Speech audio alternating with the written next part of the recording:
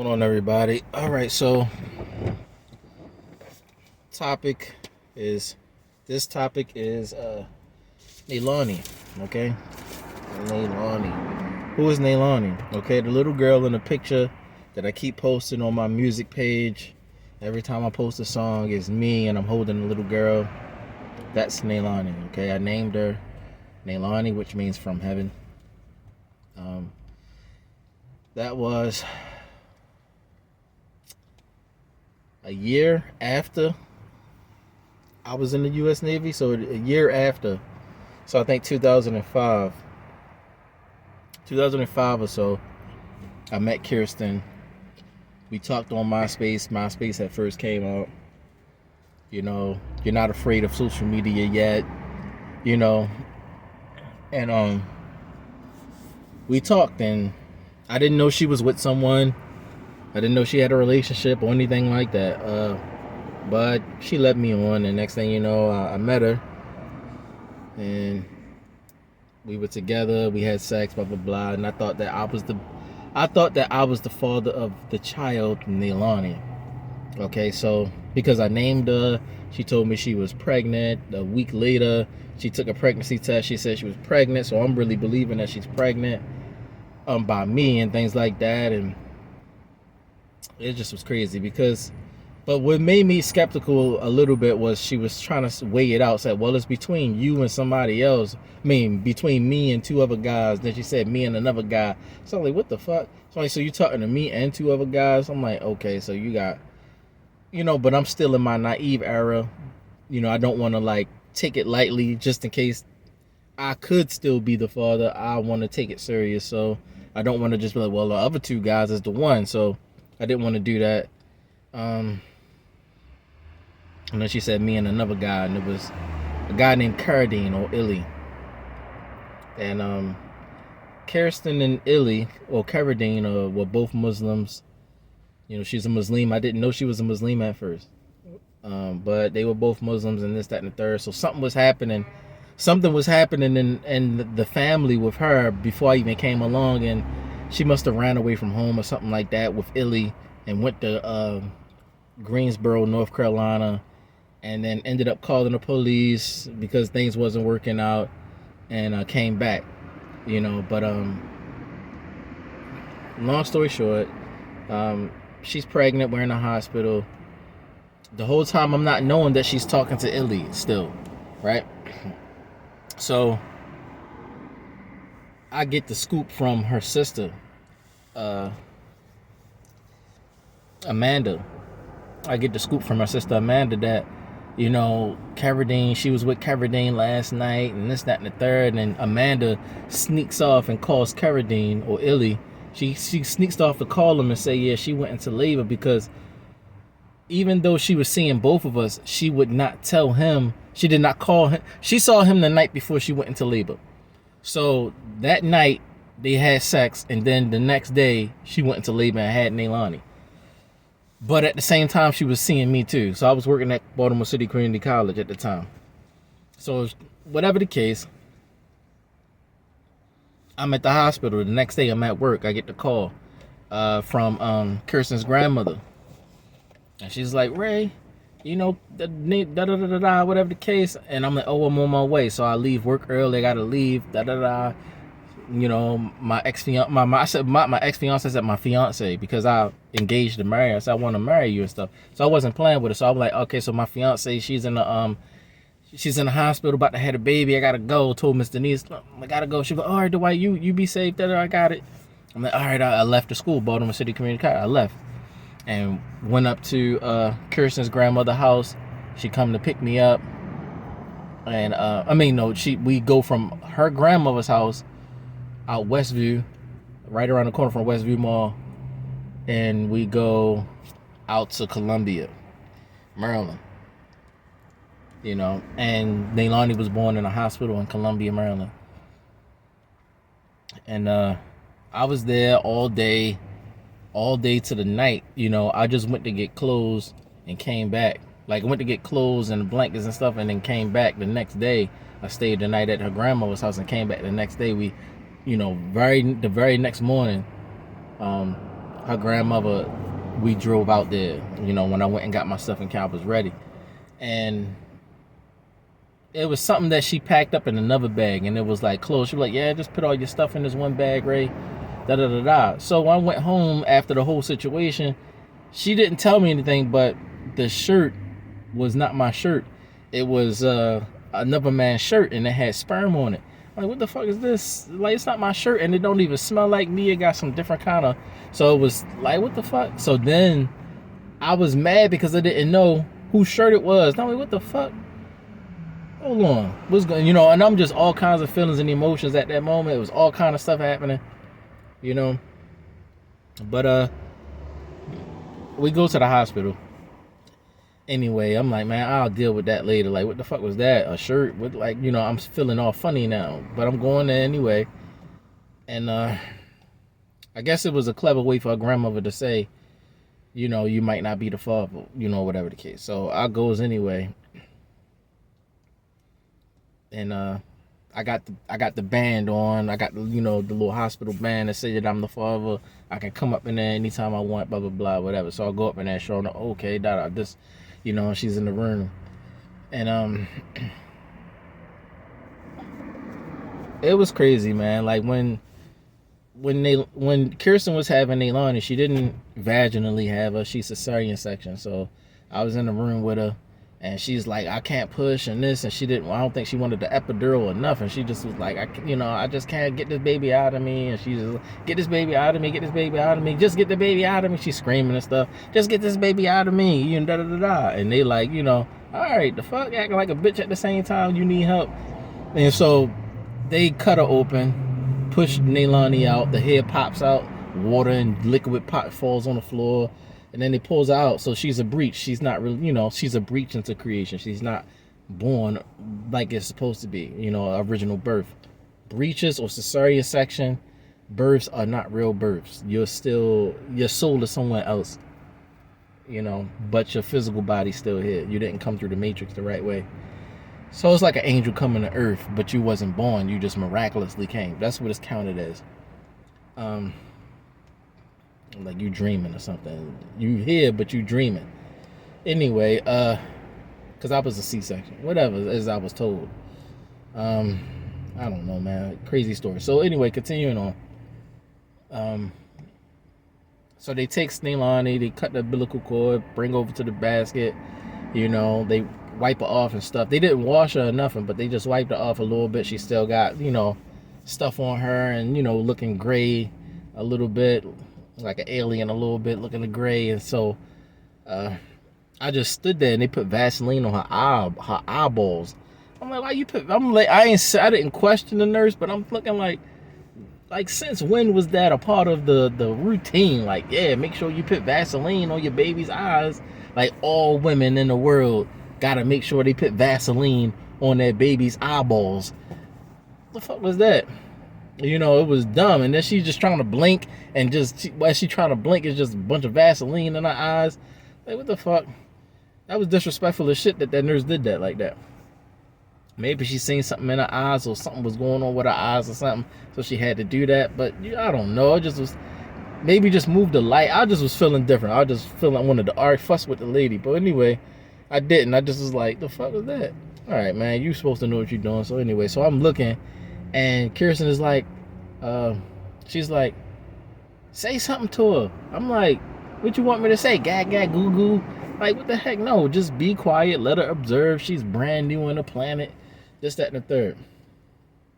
And that was the night. And so, you know, that night, I was, you know, we were in there. And Kirsten was put in she was put in a certain kind of room. And Sophia had came miraculously. I don't know, she just came out of nowhere. I told her, she popped up or whatever. My sister Sophia pops up. I'm there, I'm holding Nalani, and that's where you get the picture. I got the LRG shirt on or whatever, and I used to promote at that time. I think it was 2007. 2007, Nalani was born. See, then I'm about to be, I think it was June. See, she won't hurt me. June 7th. June 7th, 2007, she was born. See, she gonna hurt me for forgetting. But you know, that's what happens when you're not around. You get pushed away and you forget. You want to kind of like put that to the side of your memories because it hurt to remember or hurt to think about it. So you try to put it to the side. So it's just like a default system of trying to protect yourself from the pain of the memories. So I kind of forgot, but I believe it was June 2nd or June 7th she was born. June 2nd or June 7th, 2007. And I was holding her, and that's what the picture was. My sister Sophia took the picture, and I'm holding her, and I'm looking at her and rubbing her hair and stuff, you know. And you know, Kirsten was like, he don't ever say nothing. He just is like looking at her and stuff. I'm like, cause I don't want to be loud. Like the fuck, you know, fussing and stuff right there while she's just trying to rest and sleep. Like, well, who does that? And that was the picture, okay? The very first picture, the very first time. So that's when I said I went, spent the night at her grandma's house, came back the next day. By that time, Amanda had called Caradine, and I'm up there. Caradine comes later, but I'm up there. I'm sitting by the window in a different room because Kirsten is in a different room now. They put her like upstairs somewhere. She's in a different room. She's trying to heal from the C-section. Fussing at all the nurses. She's fussing at all the nurses, and I gotta keep them calm. Like, don't worry about her. She just be like that. Sorry about that, man. I'm being polite to cover for her being disrespectful. So I'm like, why are you being like that? Stop doing that. Talking to the nurses like that. They could just leave you like that hanging and don't sit you up or disrespect you and hurt you and stuff. And I assume, and then they could counter sue type stuff. Like, they probably could say something or whatever. Like, I don't know, man. But it was crazy. So I'm sitting near the window, and she got Nalani, I think, feeding her, or Nalani sleeping. Kirsten's mother walks in, you know, Miss Carlene. She walks in, and she sits next to the bed. I'm next to the window, and the nurse comes in and hands me the paternity papers so I can sign my name and stuff for the birth certificate. And as I'm signing it, I sign my name. I sign my first name, and I think my last name. Or maybe I was about to sign it. Forgive me, I forget. It was a while ago. But I had my pen to the paper. Like, the pen was right on the paper, you know. And Miss Carlene was like, you sure you want to do that, Ray? Like, the fuck? Like, I was like, huh? What you mean? She was like, I'm just saying, you know, you sure you want to do that or not? I'm like, yeah, I'm sure. Why you? I'm thinking they thinking that I'm doubting wanting to be a father. I think that's what I'm thinking. But at the same time, I'm also thinking like maybe she trying to say I might not be the father or something like that, because I remember what Kirsten said, it's between me and another guy. So I was like, all right. So I was like, you know what, all right, I won't sign it. And that's why Nalani's name is Randolph and not Gibson, because I didn't sign it because her mother was like, you sure you want to sign those papers, Ray? But I realized that it was a battle between Carlene and Kirsten. You know, some kind of mother-daughter battle or whatever that I came into, and I didn't know anything. I don't know the real details about it. Whatever the case, Caradine pops up because Amanda calls him, and Kirsten's like, how did you know where to go? How did you know? Like, you know, but I'm thinking that Kirsten wanted, I don't know, I'm thinking all kind of stuff because Kirsten was real shaky and funny, acting like she wasn't talking to him still. So she was like that, man. She was juggling us. So I got Nalani in my arms, and as soon as Caradine Illy comes into the hospital room where Kirsten is laying on the bed, you know, stitched up and stuff like that, she's like fussing, like, and he's like, what the fuck? Why you ain't called me and tell me you was going into labor? You know, this, that, and the third.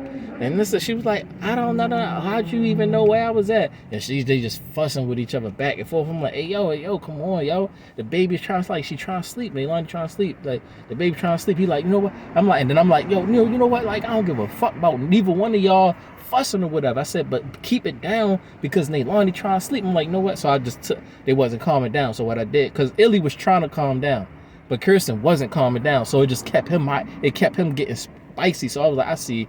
he's trying to be cool, but she just trying to egg it on. So I was like, I had a pocket blade. I had a pocket knife, I had a blade, I got from the flea market. I had a black blade. He had a silver blade. So it was just still like, whatever, But I was like, you know what? Put the baby in the bassinet thing. Got the nurse. Hey, can you take her to the room for a second? Having an issue here. And so he comes out.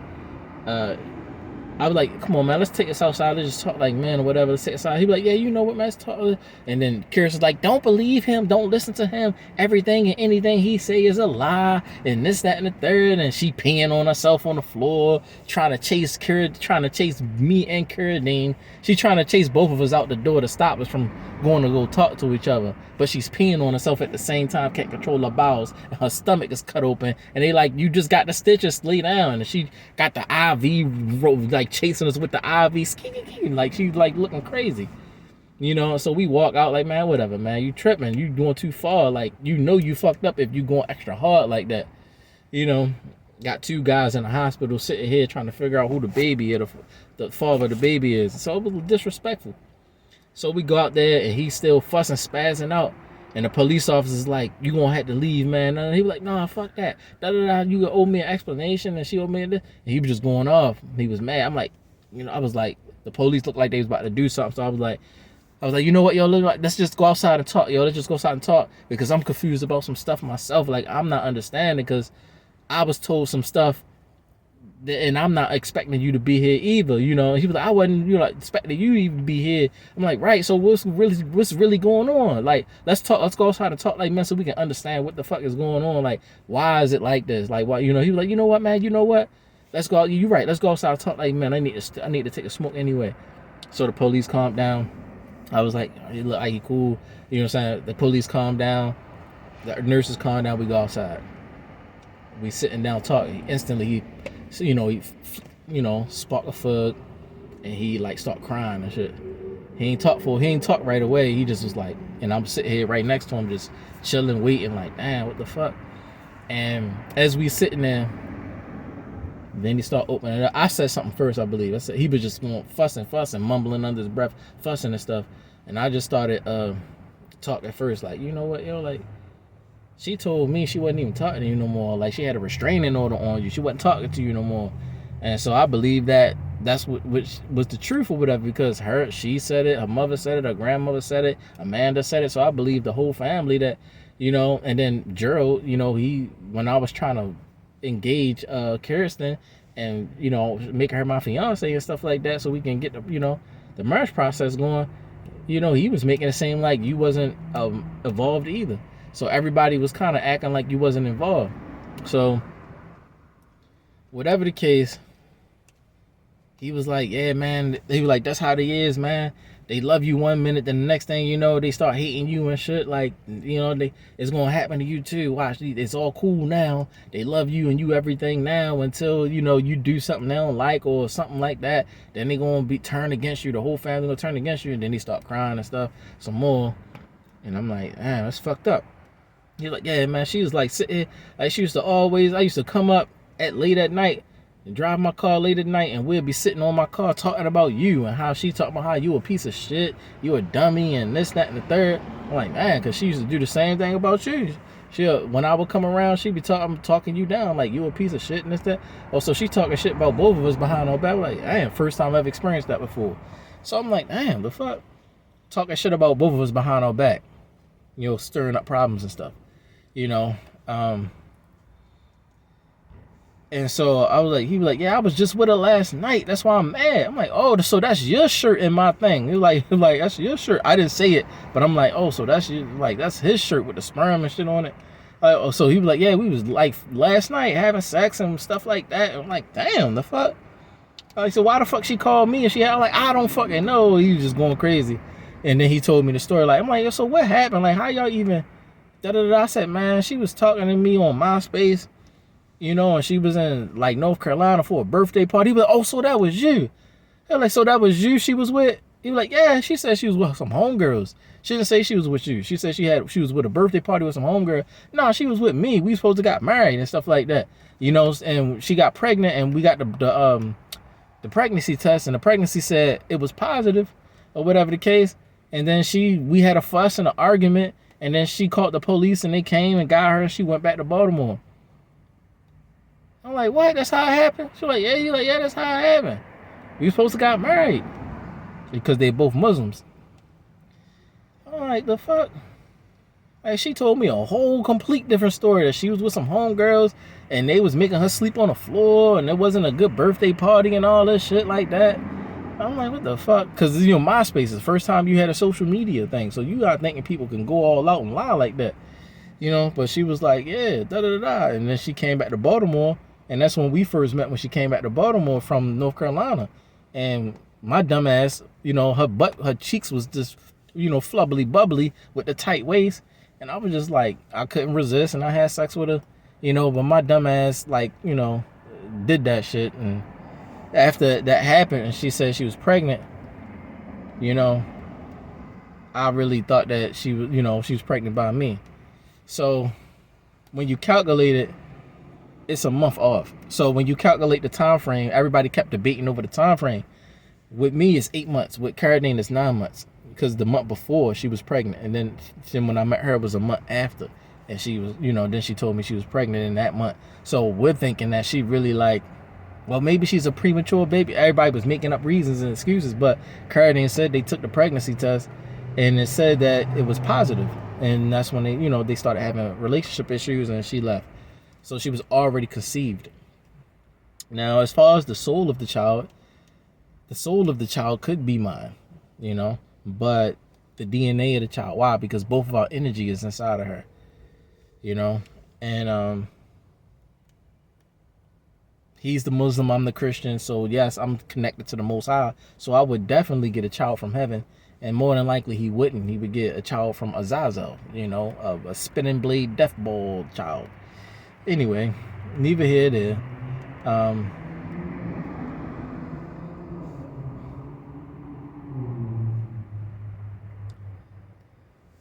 So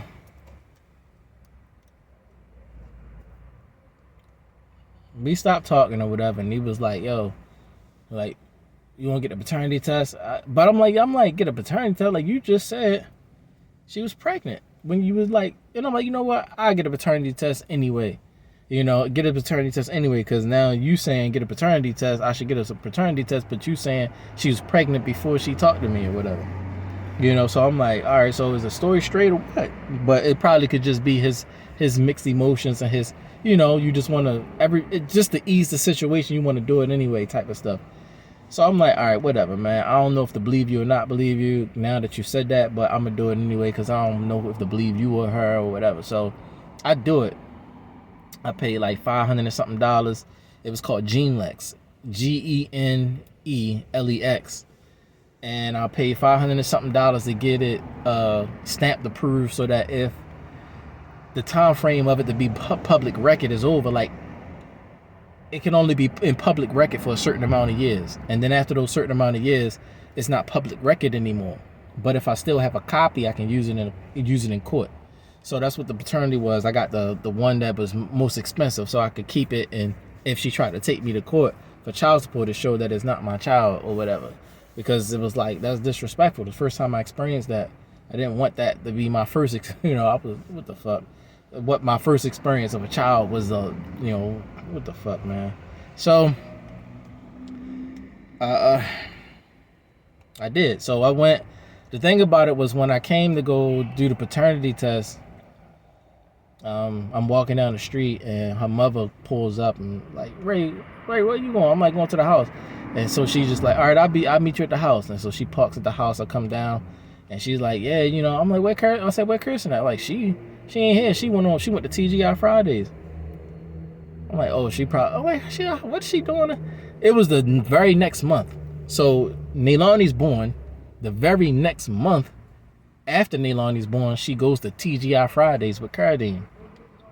And I'm just like here with her mother and her grandmother, and we go to the building, and we get the cotton swab.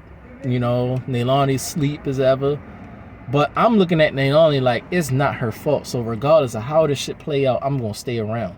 I already said that in my heart. I'm gonna always stay around and be in her life, regardless how the shit play out or how the paint go.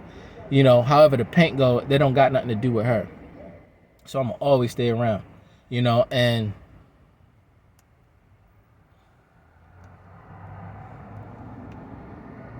so they get they get the cotton swabs or whatever, and they do me first. And I used to chew my cheeks. I still chew my cheeks, but I had bit down on my cheek too hard one day, and then I was like, you know, and it still hurt and stuff. So she was like, you got a cut in your mouth. Let me get right in there, make sure I get the enzymes and stuff. So she got it, whatever it all is, and then she put it in the tube, and then she did Nalani did the swab. She was asleep, but she had, you know, and she was like, all right, that's all I need. This, that, and the third. So she, you know, whatever the case, give us a rundown, mailing addresses, and okay, 2 cents. So I gave her my email address, my very first email that I had with Gmail, or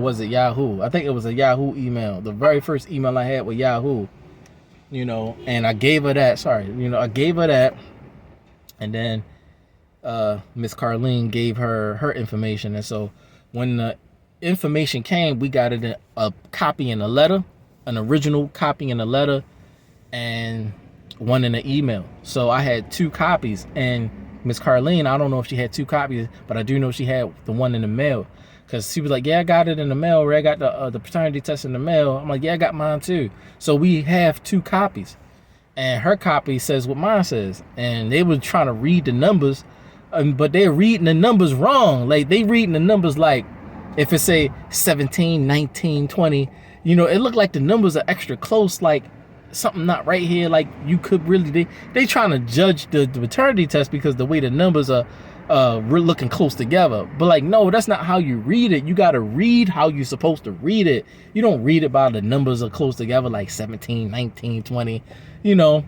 You read it by the numbers. The numbers tell you what it actually mean and what the closeness mean and stuff like that on each category. It was just funny. Like, it was crazy, man. Like daughter, cousin type stuff like that. So it said that, you know, Dwight Raynard Gibson Jr. is 99.9% excluded from being the father. And of course, people don't trust paternity tests anyway, because then they can flake it and make it however they want to make it, depending on how they feel. So I was skeptical about that too for that reason. But because Carradine told me that they took a pregnancy test, you know, before she left North Carolina, it led me to believe that the paternity test was true. So I didn't believe Kirsten. I believed Carradine still in the paternity test. So she was trying to figure out why I wasn't, you know, flowing with her wave of lying. Like, I don't believe this paternity test. We need to take another one. I'm like, take another one? I'm like, you take another one. Like, I paid for this one with my own money, you know, and your mother helped out with the difference. So you pay for the next one. If you want to get another one, you pay for the other one. And that was the conversation our whole lives, even to this very day. Get another paternity test. Well, you pay for the other one. I got one already. You know what I'm saying? Man, nah. You know, keep threatening me with child support. I'm like, you can't threaten me. I got the paternity. It just was crazy, man.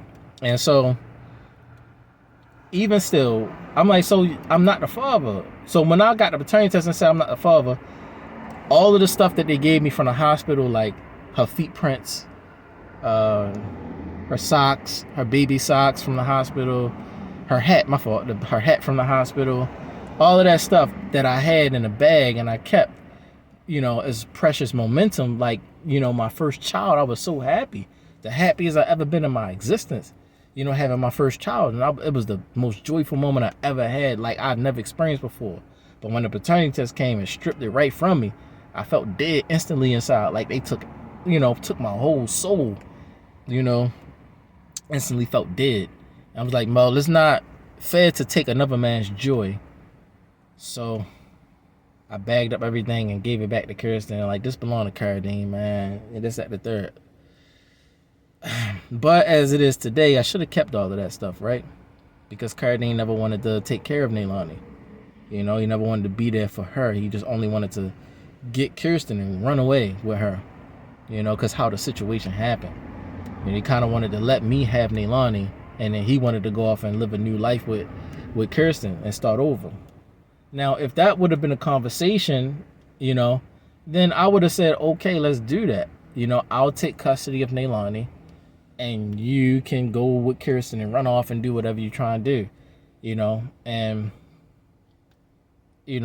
but I guess it was that issue, mothers get it was that thing, mothers get the baby and this and that, and so I don't know what was really going on as to why they didn't do what they wanted, why she didn't do what she really wanted to do.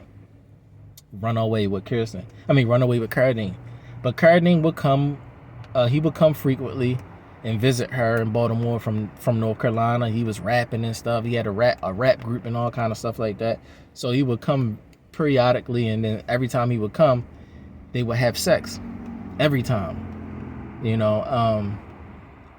So I'm looking at it like, okay, so this is some high school sweetheart stuff that is not over. It's just some funny emotions in the mix. Y'all really ain't do anything to really split up. Y'all just stubborn. You're stubborn as shit. Because every time he come, you having sex. If it really was something that you want to split up about, you wouldn't be having sex with him every time he come around. So it's some childish shit. You just don't want to grow up type shit. But I would be around a lot. I know it's getting dark, but I would be around a lot all the time. So when the paternity test came, I tried to stay away, but I said, I remember what I promised. I said, I'll make sure I always stay. No matter what the pain is, I'm going to always stay for Nalani. So I did. They lived up Ricestown. Way, way up Ricestown. Past the men's, past the Rolex store, past all those stores, way up Ricestown. And they had a house. Her mother had a house, a nice house. That nice house is too nice. Like, how the fuck? This house super nice.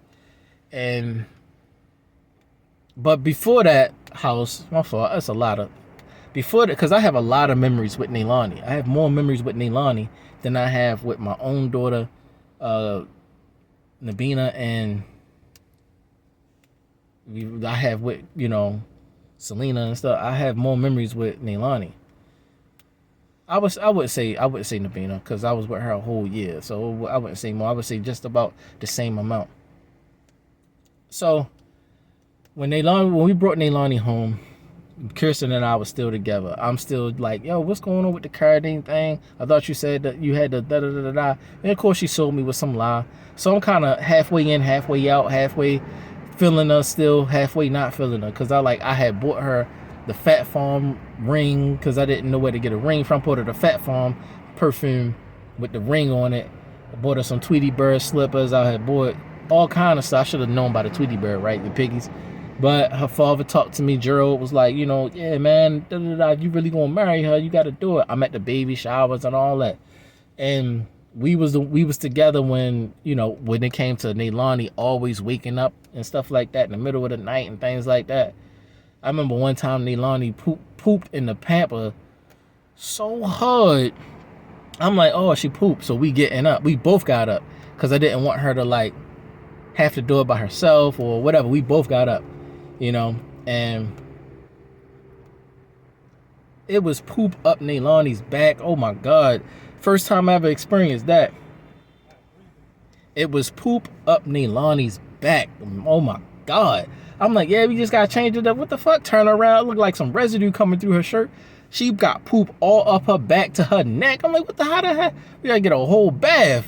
She was like, how she poop? What? She just farted like, and then, oh, she probably got to change up, and then she's crying. And like, oh, the poop way up her.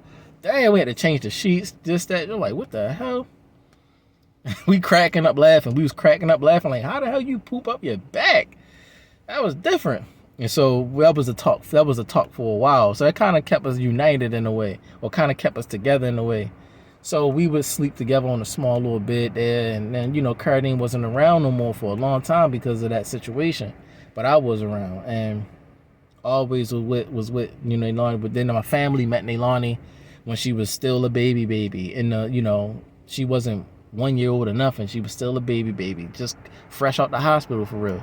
And I would bring her to Aunt Jill's house, and then they would see her and like, oh, da da da da da. Ray got a baby and this that, and the third, and then got the paternity test and turned. They was like, oh, she's shiesty and this thing. They was just flipped on her, you know.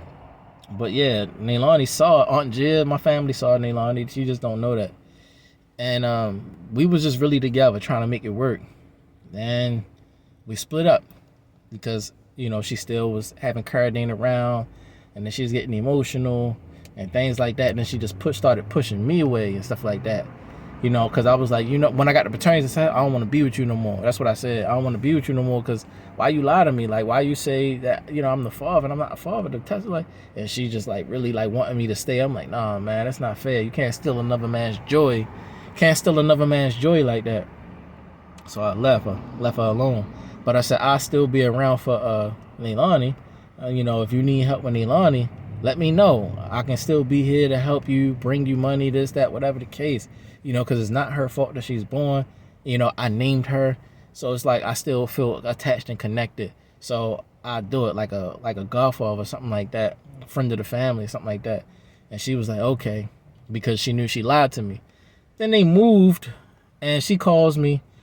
She would always call me. It would never be more than a year or 2 years. Like, then she would call me if we split up or part ways.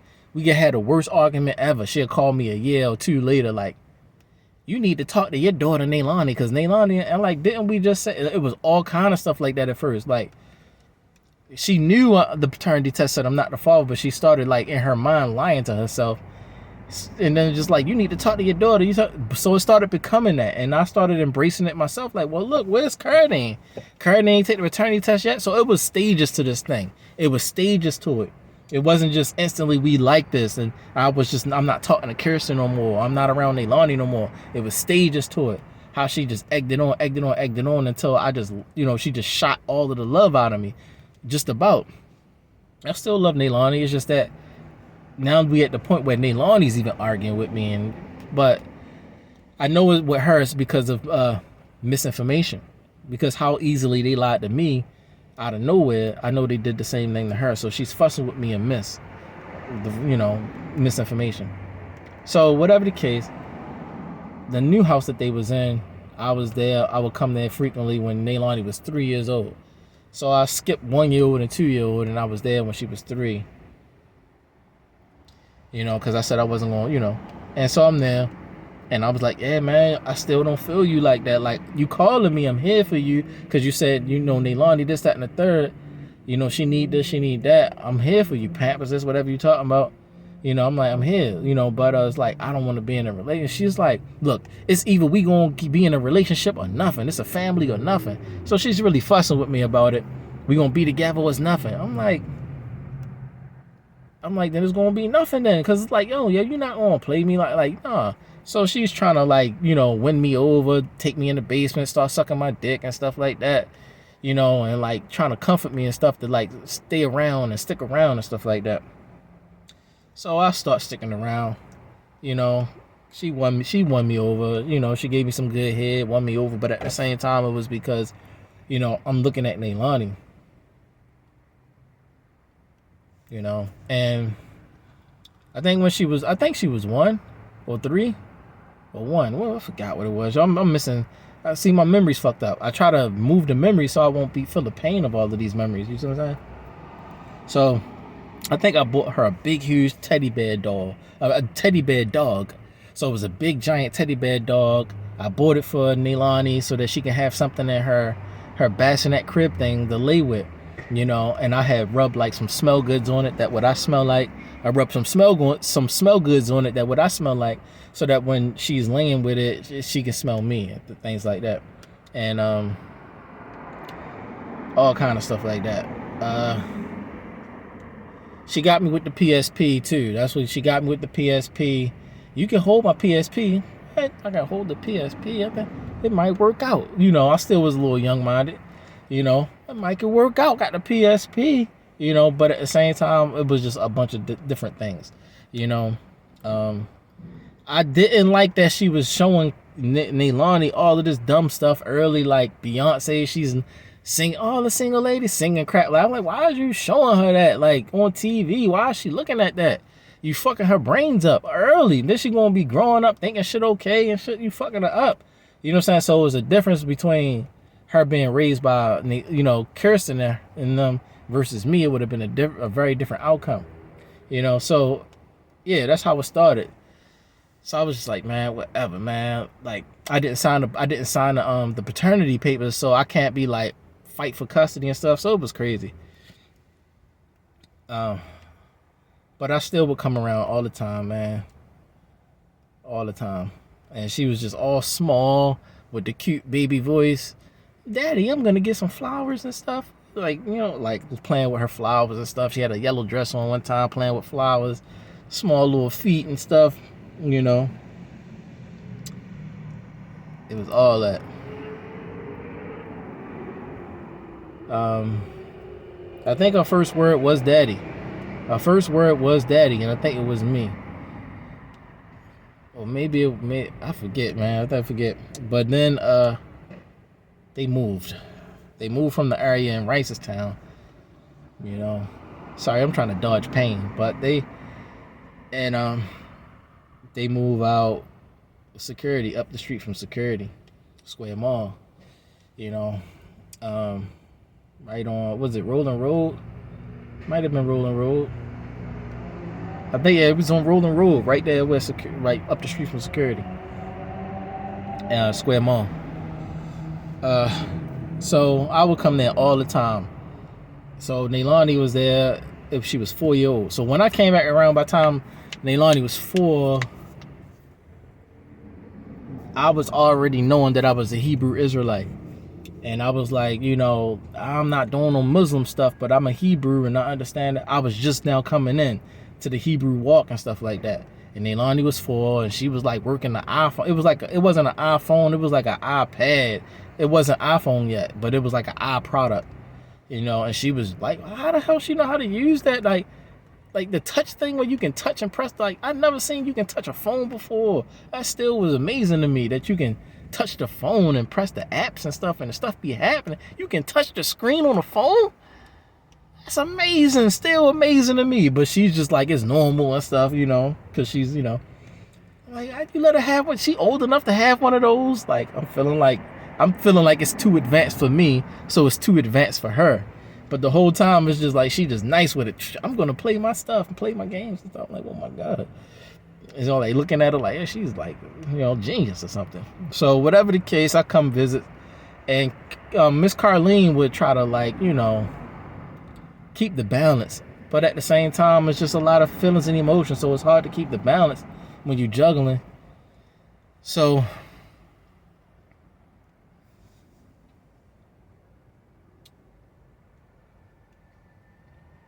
we would play all the time, man. She had her little cousins and stuff with her too, so I was happy about that she had her cousins with her, you know, and she's not just only alone, her. So that's one thing I noticed. And, you know, they was just all extra young, but I was just like, okay, good. But at the same time, she was trying to play with me too, like play with her cousin and play with me, like, okay, let's play then. So they watching us play and stuff, like looking at what kind of fall volume and stuff. I'm like, yeah, we gonna play SpongeBob SquareMan Pants. I changed it all up and everything. It's not SpongeBob SquarePants. It's SpongeBob SquareMan Pants. Oh my God, SpongeBob SquareMan Pants. Oh no. And then I'm like, oh my God. You know, I always hype it up, you know, to get the energy going. And she's just hyping it up. And then she take the SpongeBob, the little toy, and run off. Oh no, I gotta say SpongeBob SquareMan Pants, and run off. And then she run off and stuff like that. But whatever the case, we had fun moments like that. And then I would be there for her birthdays until it just started getting crazy, man. Because trying to work it out with Kirsten was the only way Kirsten was letting me be around Nalani. She wasn't letting me be around Nalani if I'm not trying to work it out with her. It was like, we gonna be a family or nothing. But it's like, I don't want to be a family with you. You crazy. You know what I'm saying? Like, I just want to be here for Nalani. She is not her fault. So what ended up happening by default is that random guys came, but mostly Gerald would be around. So she got more familiar with Gerald than me. So it was like, it became where Gerald was the he was the voice. He was the more authoritative voice after a while because I'm not around anymore. But it was me at first. Carradine would never come around to be with her. He would just come around like hiding and shit, or got shit to hide or something like that. You don't really want to, it's the truth of the matter, man. Because Carradine, he never wanted to take care of her. Like, that's the thing between me and Carradine that I never talked to Kirsten about, or none of their family about, is that whenever I did talk to Carradine or Illy, it was always about the paternity test or about Nalani. He never wanted to hear it. He was like, yo, I don't really, I'm like, yo, you gonna take the DNA test? Like, nah, man, I ain't really feeling it, or this, that, and the third. Like, you take it? Like, yeah, it said I'm not the father. Like, I mean, I don't know, man. I don't think. He's just like not wanting to embrace Nalani or not wanting to step up to the plate. So I started getting mad when he wasn't wanting to step up to the plate. Like, yo, what the fuck? Like, all right, well, you don't want to be. I'm thinking he don't want Nalani, so he don't want Kirsten. So I would keep trying. Next thing you know, it just was really like he just didn't want Nalani. He wanted to run off with Kirsten. But since you can't leave Nalani behind, it just started being stupid. So he would just stealth around. So it's like that, yo. It was crazy. And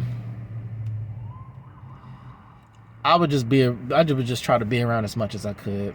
I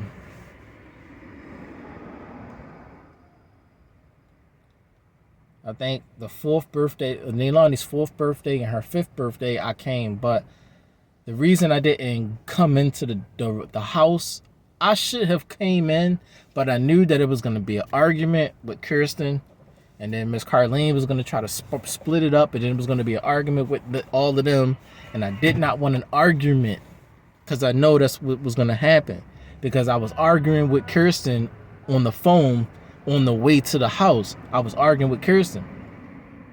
So I came up to the house anyway because I was already almost there. So I come to the house. It was the big house by, up the street from Security Square Mall. And it was her 5th birthday. And I put had a card for her, birthday card for her. I put some money in there. I put as much money as how old she was. And I put it in there, $5, slid it in the door, and I, walked away. And as I was walking away, Kirsten calls me. I saw you walking away, and you could have came in, and nah. I'm like, no, you just was fussing with me, like saying all this crazy stuff. Like, why the fuck I'm gonna come in there fussing with you on Nalani's birthday? Like, I'll come back another day and see her or something. Like I just don't want to be around you because you causing the sour taste. Like, you always putting a damper in a situation that's like about to be potentially good, or you see good. Like, what the fuck you keep doing that for? Like, you purposely trying to leave a bad energy between me and Nalani when there is no bad energy. You trying to invent or create bad energy.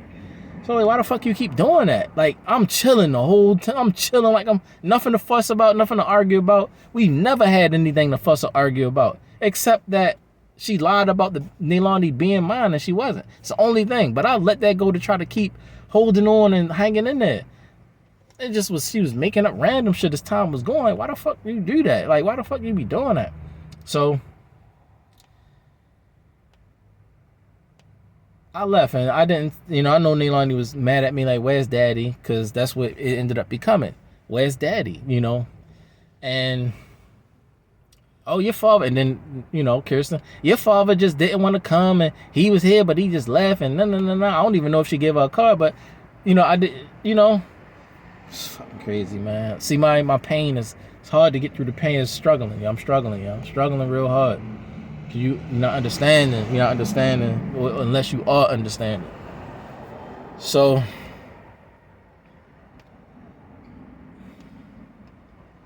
whatever the case, man, I come back around. I think one time I came around, I'm gonna go jump back. When I had ended up coming back around, when Kirsten calls me, I come popping back up because she's like, Nalani this, Nalani that. Or sometimes she would call me and be like, you need to talk to your daughter because, she was fussing with me and this, that, and the third. Now, Nalani know how I feel about her fussing with her mother. Don't talk back, don't fuss, because I'm waiting for her to get old enough so I can teach her how to handle things and I'm waiting, just hang in there so that when you get old enough, I can teach you how this thing works. But as of now, you got to. I'm sorry, but can't not able to say everything. I just was like, don't fuss with your mother. So I would always like hot wire that into her. Don't ever fuss with your mother, ever. I don't care what's going on, right or wrong. Don't fuss with her. Just do what she say. Walk away or something. Go into your room or something like that. Cry it out or something like that. That's kind of what I was saying. But it was one after I already then hot wired that into her brain. Because she never fussed with me. She always loved me when I called. That she was always overjoyed, always extra happy to see me. And I think that's what Kirsten didn't like. She loves when I come up or when I pop up. Daddy's here, stuff like that. So I go and I think Kirsten wanted to go out on a date or something. I think it was another Leigh Carding situation. She wanted to go out on a date with some guy, but the guy that she went out on a date with didn't want to be around her daughter. So, or maybe he couldn't be around. I don't know what the case was. So I'm there watching Nalani. I goes and have a fun day. We go out, we walk to the park, the playground. We walk to the playground, and then she's having fun. She's 4 years old at this time, and she's having fun, and sliding down the sliding board and all this stuff. You got the super extra FBI agents right around me and shit, acting like I'm the most suspicious, dangerous person in the fucking planet and shit. But y'all look like the worst mall. Y'all look like y'all smoke all fucking day long. So y'all look more irresponsible than me. But I'm like looking at them like look at you, nigga. Like, you looking at me, but I'm like looking at you like I ain't looking at you how you looking at me when you with your child. Why the fuck you looking at me like that? Like, why I'm like, you know what I'm saying? Like, what the fuck? Why? What makes shit exclusive like that? What be making people make people exclusive? Like, the fuck? I'm not exclusive. You not exclusive, nigga. We all in the park together. The fuck? I'm from Baltimore. You from Baltimore. The fuck you mean? I used to work at the AMC right there in high school with the Walbrook, nigga. The fuck? That's how I would be wanting to feel like I gotta prove that I'm from Baltimore. Prove I'm good or some shit. And you're hating that. But I'm not FBI. So, because I'm not in or work for the government, yeah, they're gonna look at me funny. Like, I'm not in, so I'm out, so I'm strange. No, nigga, I'm just from Baltimore still. You know what I'm saying? I'm just respect me for the simple fact that I'm from here. You know what I'm saying? Ain't none of us was no fucking FBI agents back in the day when we was young and shit like that. We just from here. So whatever the case, we're playing on the playground. And Nalani loved getting on that slide. But I was like, girl, she was always wanting to get on the big slide. I'm like, you too small for the big slide. You know what? Get on it. You can get on it. I'm going to hold your foot. I going to hold her foot while she's sliding down. She trying to slide down a big kid sliding board. That's the big kid sliding board, girl. Like, I'll slide down. So I let her slide down and wouldn't even let her get like 2 inches of a slide. I just hold her foot like Fisher Price skates. Like Fisher Price skates, I would just guide her down real slowly, like ski. Oh, that was fun, like what the fuck? Like, don't go up there no more. She still keep getting up there. I'm like, all right, I'm gonna just stand right here. She won't keep getting up there,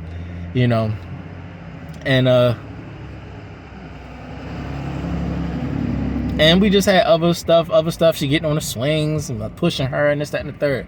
Then she get tired. I'm like, all right, come on, let's go. We gonna go to the mall. Go to the mall and get something to eat. She's like, yeah. So we goes, walk, or whatever the case, walk to the mall.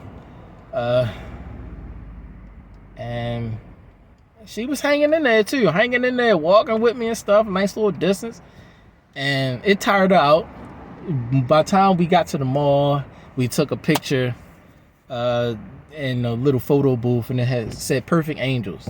Because we had an argument the last time we talked, I deleted the picture because she fussed with me so aggressively and so hard that I wrote her off. Like, man, you're not gonna fuss with me like that. After I keep telling you, don't fuss with your mother, you gonna fuss with me.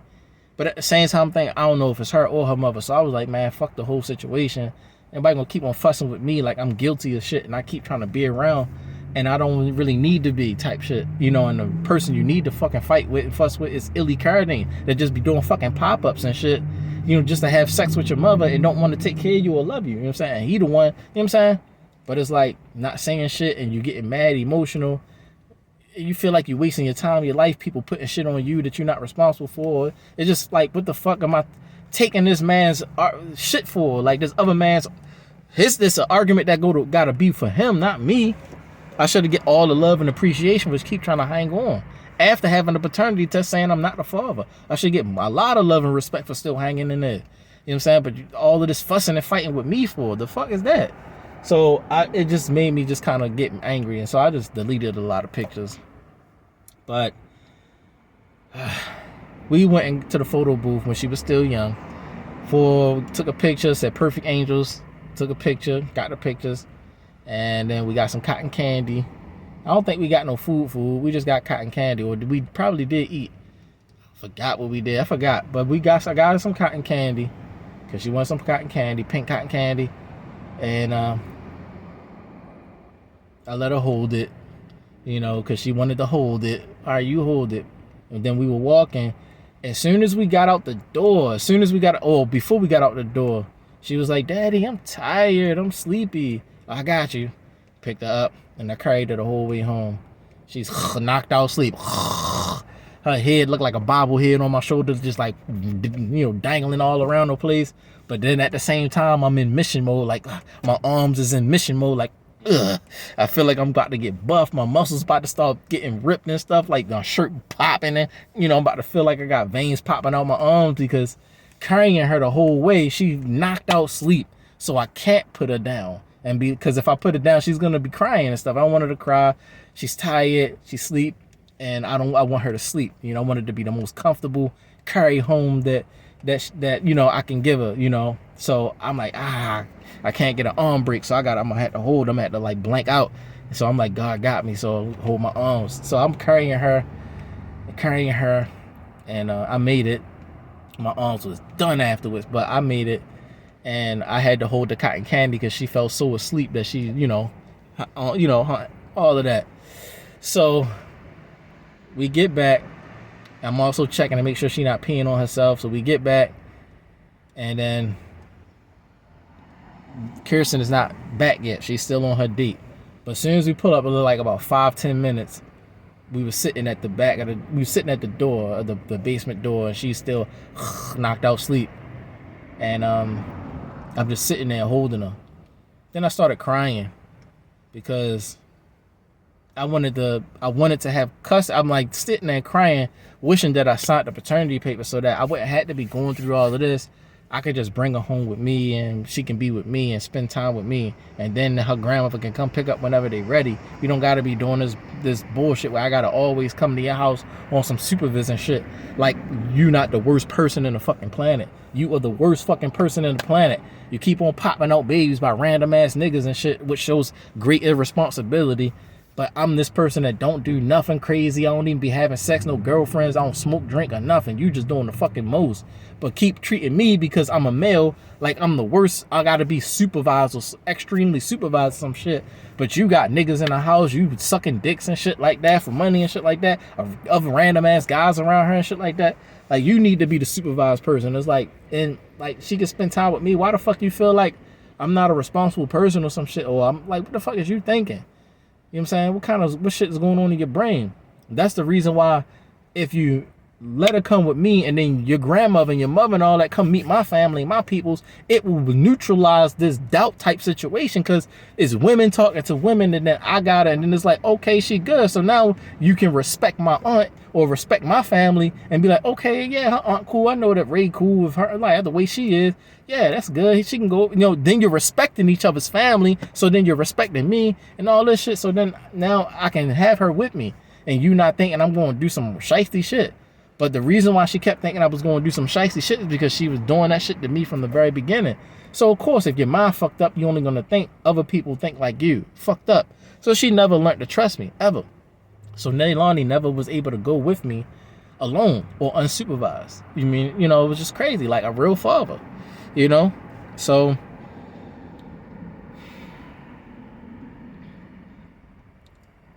that was that, the 4 years old, and we used to spend a lot of time together. Now, we do have a moment.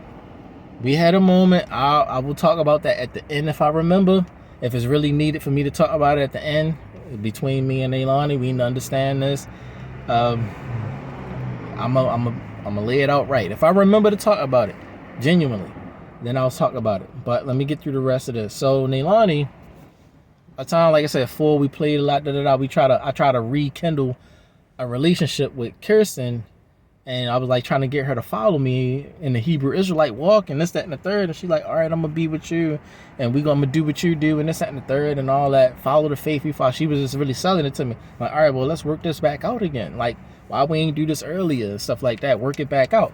So because of Nalani is the reason why I kept trying, you know. But she ended up prostituting right behind my back right after she said that shit. So I was like, man, fuck out of here, man. You up here sucking dicks right in the basement while I'm in the bed with Nalani upstairs, and then you want to come upstairs and act like you want to kiss me and hug me. Like, fuck out of here. Not doing that. You know what I'm saying? Some random ass white guy, you know what I'm saying? I left. It was crazy how I was doing, yo. Just kept leaving because Kirsten was being a bitch or being a big ass hoe and shit like that. Like, the fuck? Like, man, nah, I'm good. I ain't doing that. You know? And Amanda had left or whatever. Amanda had moved out or something like that. It was just crazy. So, whatever the case, I come back around when Nalani's 5th birthday comes. They still live in the same spot. I just didn't go in, you know.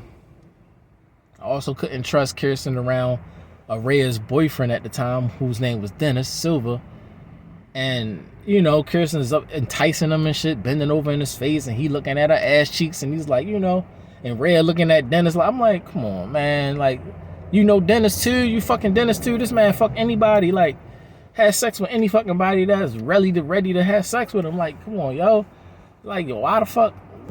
Like, man, I'm like, nah, you can't be married. I'm like, nah, you can't be a married woman. You just be capping for real. You saying you want to be married, but you can't. You're not a wife. So I was, like I said, it's the beginning stages of my naivety, being naive and shit like that. So I still had a lot of hope and shit like that. So now it's just like, I'm completely dead about Kirsten. I feel nothing. So anyway, so time passed. I came back around again when Kirsten calls me. She breaks into my life and calls me. She would normally like block me on social media, block my phone number, then unblock me and start calling me, talking about something. You need to come get your daughter, and like, what the fuck you keep on saying I need to something, and why is she always a problem when you calling me and shit? Like, why is not a congratulations, she did something good, you know? And then it's like you calling me at random ass years later. So I'm popping up looking dumb as shit, you know?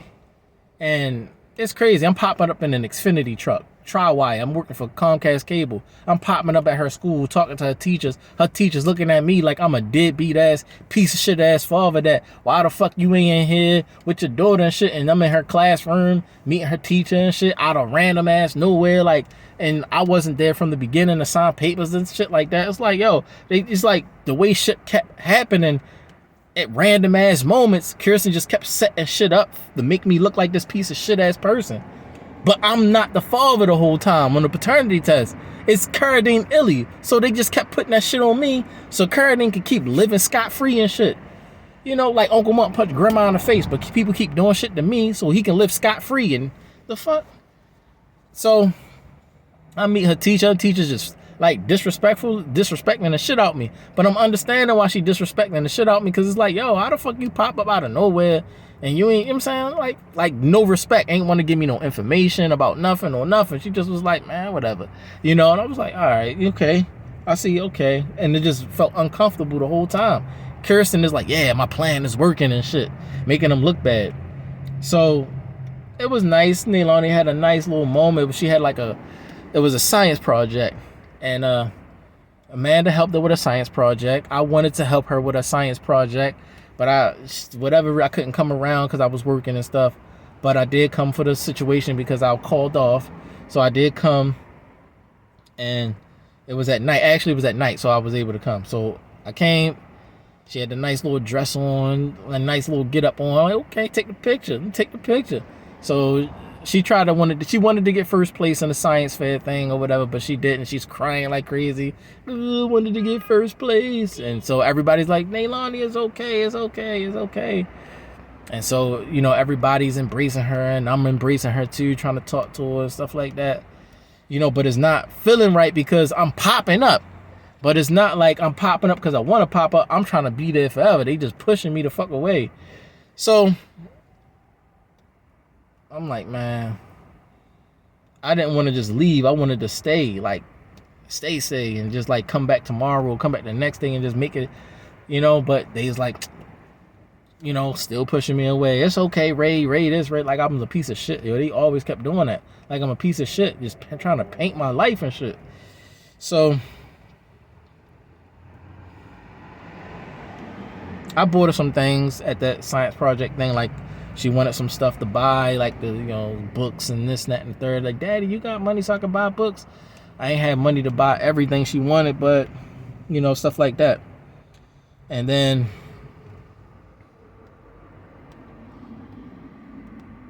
just random ass memories, yo. Just trying to just remember shit. It's too painful, yo. When you really put your whole heart into loving, and being there for a little girl with no father, and you trying to step in the place of her father that don't want to be there, and you getting treated like shit, it hurt to remember the memories, and you trying. And then you get cursed out by her when she's grown now. She's in college now. Now you getting cursed out by her like you was the problem the whole time. And it's like, damn, I just wanted to wait so I could talk to her when she get older. But she thinking in her mind, I'm the piece of shittiest, whatever she thinking. So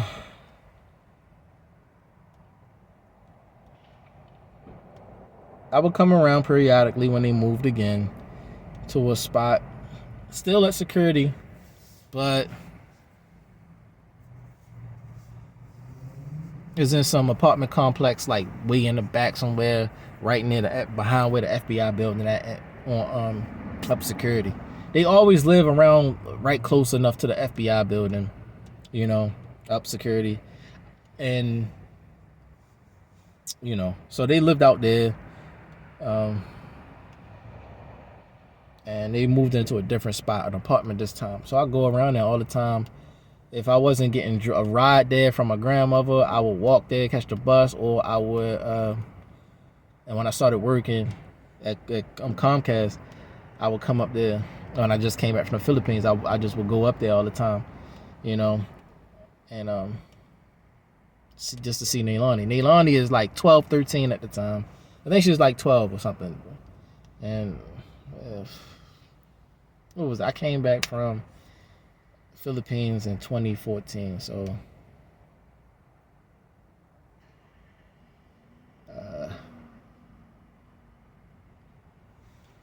it was 2017 when I started. Just give me a minute, y'all. Gotta get this information out.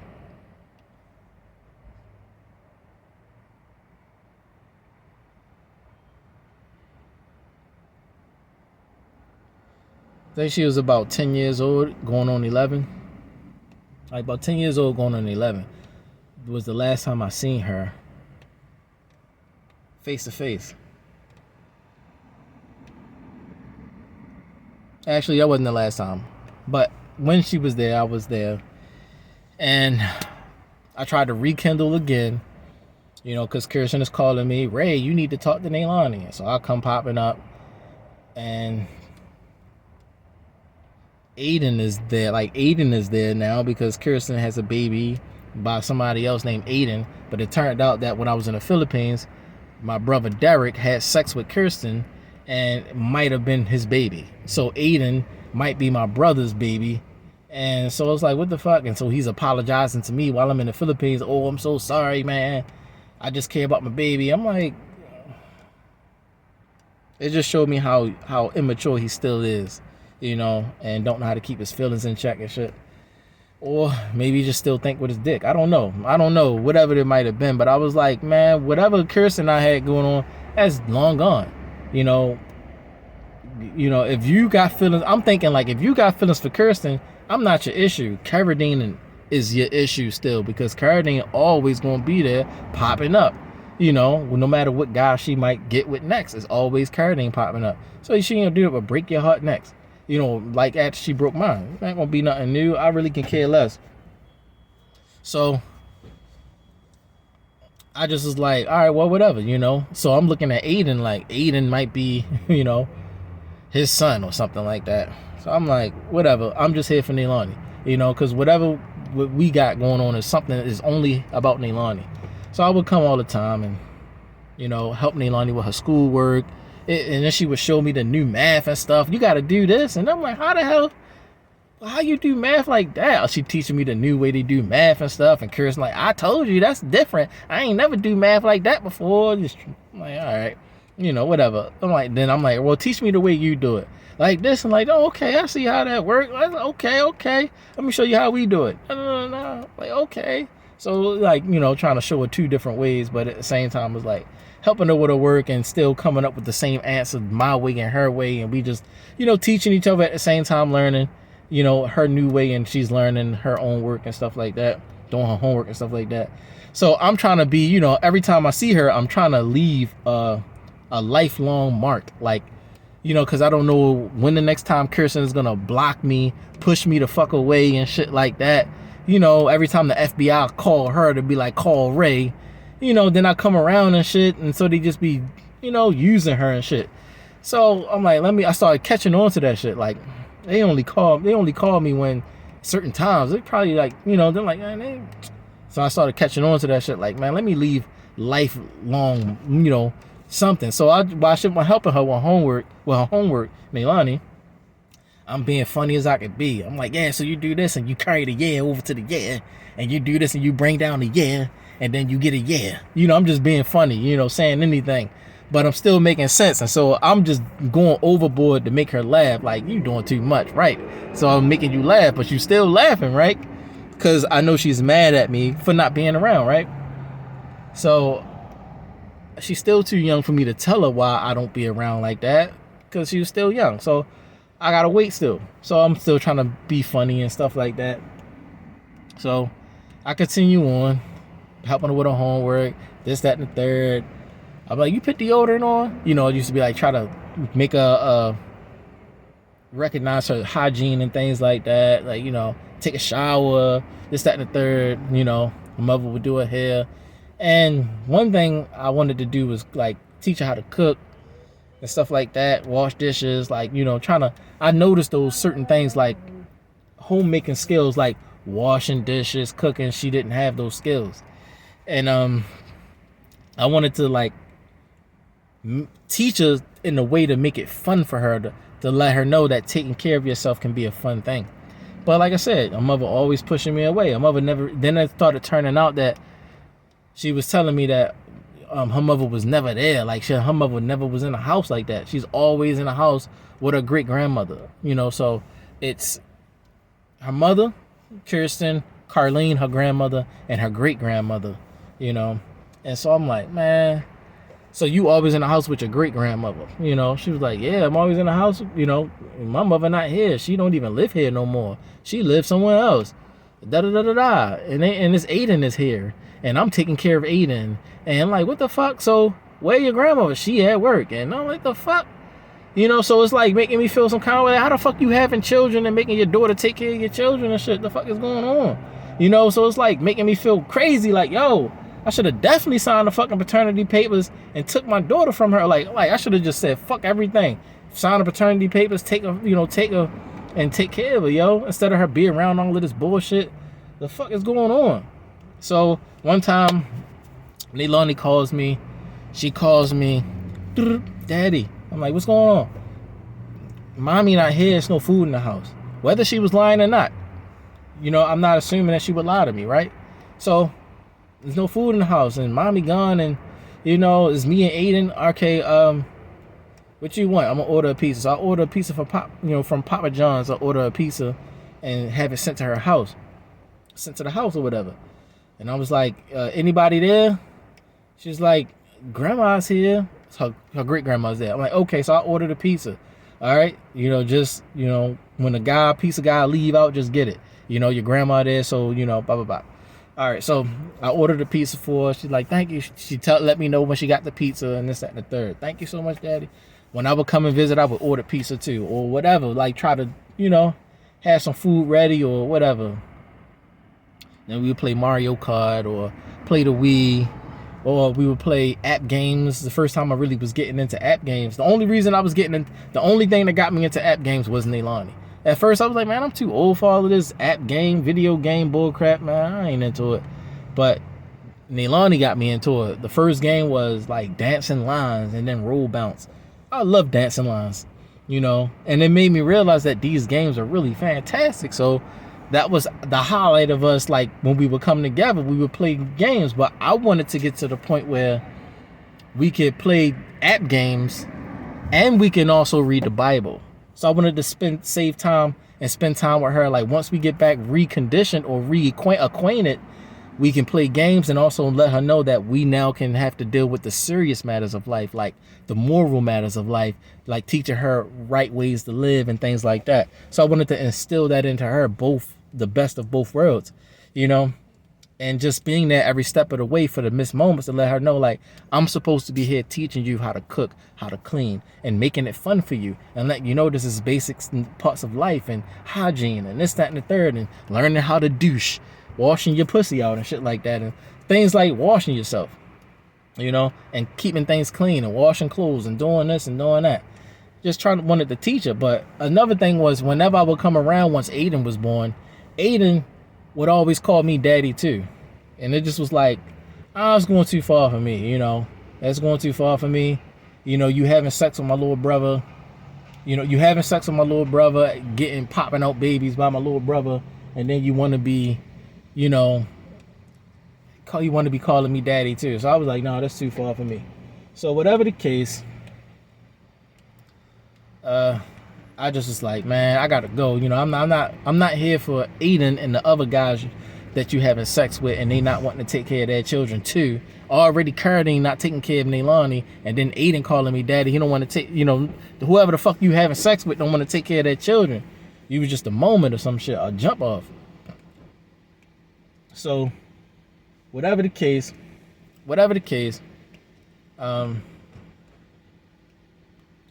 I'm here for, I'm doing whatever I'm doing, and Nalani is just like, spending time with me. I'm spending time with her, but she's like, at this time, she's afraid of me leaving and not coming back. Sorry, distractions.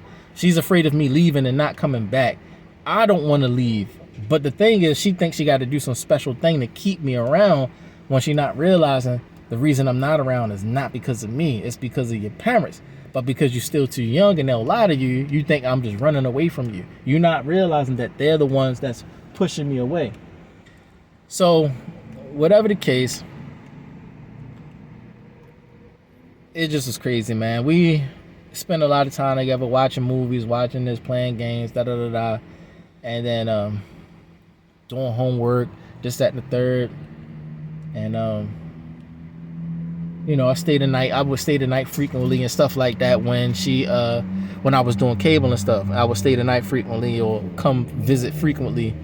And one time I think the last moments I actually seen her face to face was when I came home from work. I had a lunch break. I was working for Tri-Wire. I just started working with Tri-Wire, doing Comcast cable, and they were like, you get a 60-minute lunch break. So I took that 60-minute lunch break in the app or whatever. It was like, it was Tech 360 just came out, and we had to use it or something like that, mandatorily use it. So I was like, all right, so since we got to really mandatorily use it, it was saying 60-minute lunch on the thing. But I went to TechNet, it didn't say 60-minute lunch. So we was using both. I was using both still, but they was trying to condition us to use the Tech 360. So I was like, all right, whatever. So I use it. I'll take the 60-minute lunch. The dispatch girls call me right when I take the lunch.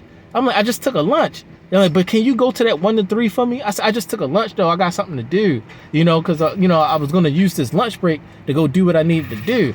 The thing about it don't disrespect my time. Like, if I might got a family or some shit like that, or you got to know that if I get a lunch or some shit like that, then I'm gonna take care of my responsibilities with that lunch. So whatever the case, I'm just feeling some kind of way. And I was like, man, fuck it. I hang up and I go from way across east where I was at and take my 60-minute lunch break and go to see Nalani, because I promised her that I would, go and get her a Nintendo DS. So I go all the way from East Baltimore all the way to West Baltimore, and I pick her up at security, the new spot they at in Security Apartments, and I'm like, come on, we go. She driving the truck with me, even though she wasn't supposed to, but I did. Drove in the truck. We went up Security Square Mall to the GameStop. I'm like, go ahead and pick out the DS you want. They only had one color anyway, so she picked it out. It was a yellow one. And then I only got a one game for now. I said, one game for now. I'll get you more games later and stuff like that. She was still happy. Thank you so much, Daddy. Da da da da da. And then, whatever the case, I took her back home. And then I get a call from the job and shit like that. They really like mad at me for taking a 60-minute lunch. Like, why the fuck you put it on there if I'm not supposed to take a 60-minute lunch? Fuck is y'all doing? First time you ever seen them like seen W2 jobs start capping for real. Oh, y'all capping now? Like, y'all really ain't really official no more? What the fuck? America running out of money? So I'm thinking all kind of shit. Like, normally a job is legit official. You get your lunch breaks, you get your fucking lunch break. What made shit special was exclusive all of a sudden? 60 minutes don't mean 60 minutes. Fuck it, we start lying and shit on W2s now. If I work for the state and I get 2 15-minute breaks and a 30-minute break, I'm gonna take my 2 15 and my 30. That's my 60 split out. I'm not expecting them to say, well, you get 2 15 and the 30, but don't take the don't take the full last 30. Just do a last 15 and just, it don't really mean 2 15s and a 30. Like, then what the fuck it mean? Why the fuck is you telling me shit is not? So it was shit like that happening with the cable companies and these contractors and shit. So it was just not, they just mad at me not explaining shit. So I ended up leaving the job because I thought they was playing me and I'm thinking they're going to cheat me out my money next. So I left the company and was thinking to go to a different company. And I did. That's what I was at the same time talking to Tanika or whatever. And at the same time, sorry about the disrespect. It's your triggers for your FBI triggers or whatever. Sorry. Anyway. Letting you know where I'm at because it's dark, right? So anyway, like I said, I'm sitting here mad. So I leave the job, go to it and try to find another job. I'm talking to Tanika Jackson at the same time on the phone, and she want me to come out there and meet her. So I go out there and meet her. But at the time, I should have just like, I'm not thinking that I should just stay with Nalani and just like fuck everything else. But it's like, I still couldn't do that yet because she still was very young and she still needed some time to grow up so I can really talk to her. Really, like, for example, it's like when your daughter is with her mother her whole life, but you the father and she never with you, and when she turned 18, she now want to move in with daddy. So now she can move in with daddy and stay with daddy. Now you just now getting to know your daughter now that she's 18 and she moved. That's what it's like with Nalani. That's what I was hoping it could be like because of all of the time missed. So I'm still looking at her like, you know, okay, you still got time, you still young, can't explain. I did fuss with her a little teeny bit, but I wasn't fussing with her about anything that she did. I was just basically letting it be known that I was saying a little bit about why I don't be around and what's going on between me and her mother. And she called, you know, she thought she was wise to be like, well, so you and mommy both need to stop arguing. Like, you not always right and mommy not always right. It's just like, it's like, where you get that from? I'm thinking like, where the fuck you get that from? I didn't say anything, but I'm thinking, where you get that from? Like, how you know I'm not always right and mommy not always right? I don't even be around for you to know if I'm right or wrong or not. Like, you just saying any fucking thing. But I didn't say that. I just was looking at her like, you picked that up somewhere. Somebody said Ray not always right and you not always right, but Ray never around to even talk for you to feel like Ray right or wrong. So where you get that? I'm thinking, oh, you get that, whatever. You just saying that because that's something to try to neutralize the situation. But I'm just letting her know why I'm not around and how I want to be around. And it wasn't the right reaction. It was almost like it went through one end out the other. Like what I said wasn't legit or wasn't true, that I really wanted to be around, but her mother was really pushing me, as if her mother really had her heart. And she really wholeheartedly believed everything her mother said. So when I said something, she didn't believe me at all. So it was just like, man, she still got time she still needs time to grow up to understand how life be. So, whatever the case,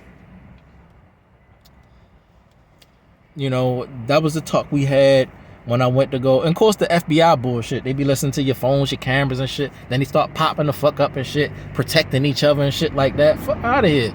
Fuck you protecting each other for hurting an innocent man for? It's fucking stupid. Like all these dumbass pop-ups all of a sudden. No matter where the fuck you at, FBI be wanting to fucking pop up on some exclusive shit.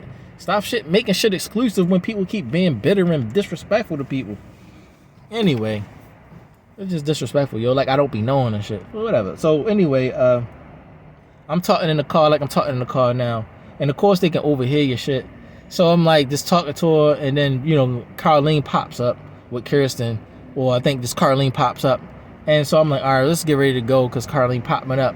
And I'm like, you know, just going out, because I'm fussing about her mother with her, you know. And her mother pops up, Carlene. Same thing with Selena. I'm fussing with Selena about why I'm not around anymore and why your sisters push me away. Then her mother comes popping up. FBI bullshit, spy camera bullshit, hack your shit. I don't really trust you like that, but since I can spy on your shit, make it look like you just with her privately type shit, but really you not. I can see every fucking thing, everything you doing, and I'm supposed to not know shit exclusive. First time I seen a self-driving car was in 2004 at the airport, DC airport. First time I seen a self-driving car.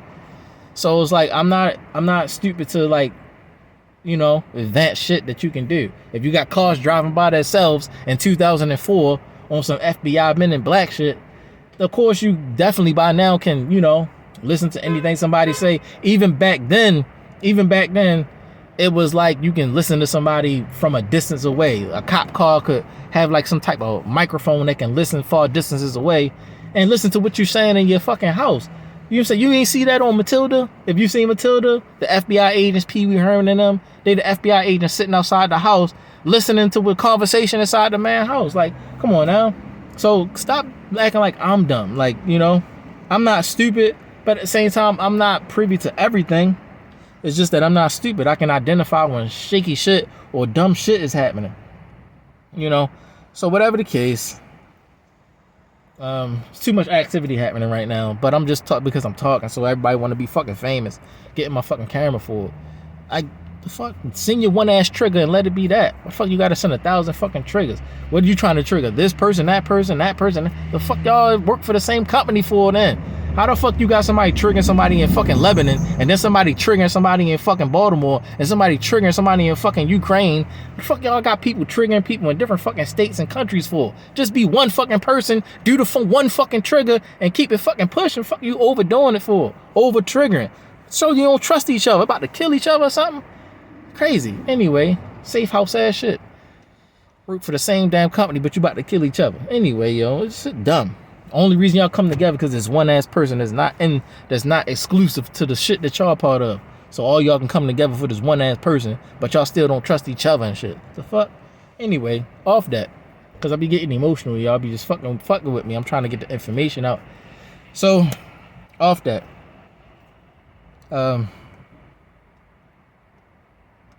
So yeah, the same thing with Selena, the same thing with Nalani. Whenever I'm talking to them and start saying some stuff that they want to be hiding their fucking secrets and shit and not letting me get it out so that it can neutralize the situation. You know, because it's not fair that you lie to her and she don't know what the fuck going on. You know what I'm saying? Because you want to hide some shit. It's crazy. So now she living in pain and living in suffering because she don't know the truth and shit, because y'all did some dirty, shiesty ass shit with bad intentions, and now you want to take it to the fucking grave. So whenever I say some shit, you taking advantage of the fucking FBI, CIA, and the fact that you work for them to try to cover your shit still. So whatever the case, I tell her that the same thing I told Selena about why I wasn't around, and they didn't like the information I was saying. So they want to do pop-ups and shit like that on some kung fu shit, but the shit ain't never landing. You know, so it's like, what the fuck? You look stupid. You know what I'm saying? So I'll get out the car, we go in the house, and when I go in the house with her, I'm like, I'm still on my lunch break or whatever the case. And so I call them, and I'm having a fuss with the people, the dispatch people on the job.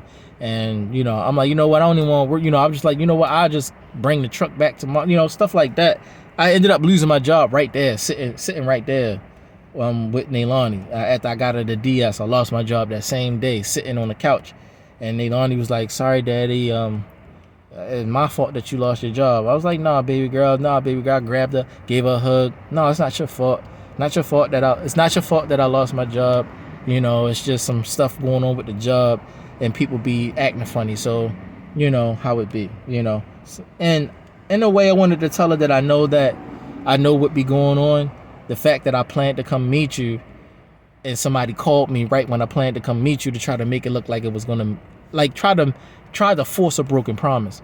Whereas though this is something that a promise I definitely can keep, but somebody tried to find a way to get in between me keeping my promise to you, to make it look like I keep breaking promises with you, to make me look like a deadbeat dad, so that you won't love me, you know. And so that's what it was, you know. But I didn't say all of that because she's still too young. But at the same time, maybe she could have understood that a little bit, and you know. And so she was saying, you know, sorry, daddy, for no, it's not your fault. Regardless of what you know or didn't know, you're still a child, you know, and it's not your fault. It's just people wanting to be playing with people's lives and shit like that. So I'm not guilty of anything. It's just when you see somebody that's not inside with them, they want to fuck with you because they're inside, you're outside, and it's just petty shit. People are just don't mean well, and you know, stuff like that. I'm trying to tell her and teach her, and at the same time stay private. And then another time, pop back up after the Nintendo DS situation. I think I ended up taking her to the circus. The Barnum and Bailey Ringling Brothers Circus, or whatever the case, downtown at the convenience center, or convention. That's at the convention center. But Miss Carlene dropped us off there because I didn't have a car, and so she dropped us off. But I had the money. For the circus, but dropped us off. She dropped us off there. But my guardian was there too, so he was at the circus in the distance watching me and Nalani beat it. Like I said, it's always some supervised shit because I just was saying, it's always some dirty ass people watching you that's clean as shit. Like they just expecting you to do some dirty shit randomly. But y'all just trust each other because y'all already know each other's dirt and shit. But this one guy that never got dirt, or you never see any dirt on him, you just know with some dirt on him for some reason, but never see it, so you be overly on him and shit. So yeah, my you know, connection with Nalani was tampered with, you know. And like I said, I didn't know anything about my father was Tupac and my mother was Jada Pinkett. You know what I'm saying? They far from my mom. I don't know nothing about none of that. I'm just worried about my life, my small little humble life, and me and Nalani at that time. And Selena, when Selena was born. Those are the only two people I was really concerned about. Selena and Nalani. If it wasn't Nalani, it was Selena. If it wasn't Selena, it was Nalani. Or Keyshawn or something like that. They were still young children and shit. I was concerned about them because I was always around. They were still babies. So it was like, I wasn't concerned about nothing else. I wasn't even thinking I was going to get a relationship or have a child. So I was more concerned about taking care of my cousins and stuff like that, like they were my children. Because it's like, I feel like I'm not going to be in a relationship or have children. So that's how I took it. But whatever the case, it's something, man. People push you away. All this stupid ass secret agent shit people be doing. People be telling family members to push family members away and shit. So it's just like, man, fuck all y'all, man. Fuck this whole shit, man. Because it's like, why are y'all doing this to a man with love? I got love in my heart, but you trying to stop the love? You know what I'm saying? Like, who the fuck does that? So, I don't know, yo. And then your children turn out being OnlyFans stars and shit like that, porn stars, and then they don't want you coming back into their life because now they grown now, and now, you know what I'm saying? It'd be like that. When you have a chance to help them move their life in a moral path, you get pushed away, and then their life go into a dirty, perverse path, and then they don't even want you in their life. And it's like, what the fuck? So, it'd be hurting, yo. But I think that was that was another time, that just to let y'all know, that was another time we went to the circus or whatever the case. We bought some food, snacks and stuff, trying to see everything. We was at, you know, kind of like nosebleed seats, trying to see everything. It was kind of fantastic too. We had fun and stuff. So then we left the circus. You know, her grandmother Carlene picked us up, and we, you know, that had a fun moment. So we had a lot of fun moments. I had a lot of pop-ups, you know, and my shit was landing though. I was popping up and landing. Oh fuck no, he keep landing his fucking pop-ups. This nigga is an expert kung fu artist. Even Jackie Chan can't do pop-ups like him. Boy, his pop-ups is perfect. You know he gonna be there forever. So they know the way I be popping up is like I'm gonna be here forever. I'm never popping up like I'm popping up feeling ashamed and I want to run away. And I'm popping up like I'm going to stay forever. And they don't want me to stay forever type shit. So my pop-ups be landing. And they didn't like that my pop-ups be landing. Then at the same time, Nalani is like coming to a Christmas event one time. And Kirsten and my brother Derek got a baby together and shit. So the whole shit is just fucking stupid. You know, the fuck? You got this girl coming to my family house for a Christmas event so that Nalani can get her birthday presents, but also so you can see the baby that my brother didn't have sex with. Get the fuck out of here. It's dumb. All of these women out here, you fucking people that how the fuck you feel like that? Like, but I'm the person, I've never taken another man's girl in my life. Never have taken, I got the championship belt of never taking another man's girl. Okay, so it's like, if she lied, I didn't know. But, you know what I'm saying? It's just crazy, yo. Always trying to marry your girl. I ain't just trying to get a quick nut. Just random ass niggas in Baltimore, DMV area just be trying to bust nuts on anybody girl. Like, that shit is a fucking reward or a fucking, you know what I'm saying? You get extra points and shit. You know, what the fuck is going on? Like, you got extra muscles all because you did that shit. You know, like, it's just crazy, yo. So whatever the case, that, and I had a lot more moments with Nalani, but those were the ones that stood out the most. And we did spend a lot of time together, and I was always trying to stay permanently in her life, but her mother would always push me away. Every time I spend time with Nalani, her mother called me, or I call her mother to try to talk, and then she start fussing with me. Then she blocked me, so then I can't get in contact with Nalani. See what I'm saying? And I'll be disrespectful for popping up, knocking on doors and shit. Dun dun dun, knocking on doors and popping up. I'll be wrong for that. But whatever the case, man. Then eventually I was with Tanika, right? And it's 2017-18, and I wanted Tanika to meet Nalani.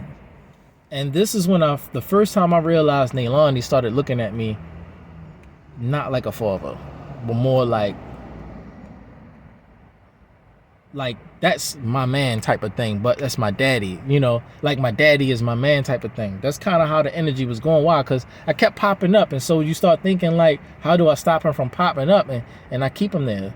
So Nalani didn't want me to be with anybody else, because she never could see me being with anybody. I couldn't even see myself being with anybody. I was single for so long, since 2010 all the way to 2014. The girl I was with there, but I ended up leaving her. So in her mind, from 2010 all the way to 2017-18, I've been alone, single. So you never seen daddy with somebody before. So it fucked the head up and shit like that. Who's this girl or whatever the case. So she started like feeling threatened. Started feeling like challenged and shit like that. And a minute.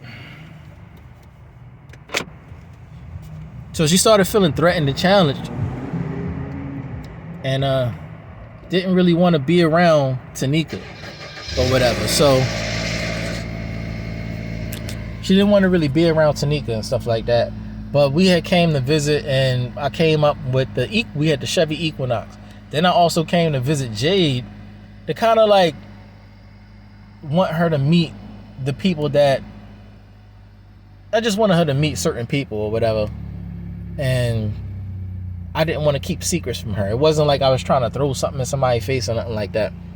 So whatever the case, everything didn't work. I didn't get to meet, go to Jordan and them and talk to them, and I wanted Miss Davis to meet, Tanika and stuff like that, because I thought everything was, you know how it be. You mean well, you think things going well, and you try to do things the right way, and it's just shit be just stupid, because when shit hit the fan, you see what it really is, what people's intentions really are, and that shit just be agent work and shit. So you look like the dumbest person in the fucking planet trying to mean well.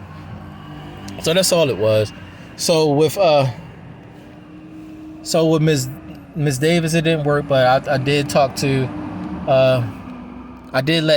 sorry, I got a lot of distractions. But with Nalani, I did let her meet Tanika, and so it was just still sourness, and I'm not expecting sourness. And then also Selena. So I'm thinking, in my mind, they looking at me like father figures or grown ass men that, I'm out of that bracket of having an intimate interest. That's what I'm thinking. Like, he's too old. He's like my father, so, you know, I don't look at him like that. That's what I'm thinking. Whole time it wasn't that. I'm like, y'all really look at me like that? I look like an old man. Y'all got a pudgy stomach. You know, pop the stomach, start slapping my belly like pat, pat. You don't want that. You don't want that flubbly bubbly stomach, girl. You go get somebody with a 6-pack. That's how it was at first. Like, you know, get somebody with a 6-pack, a young guy that got a lot of fucking energy and shit. They can just like go fucking crazy on you and shit. Like for 5 times, 5 nuts in a row.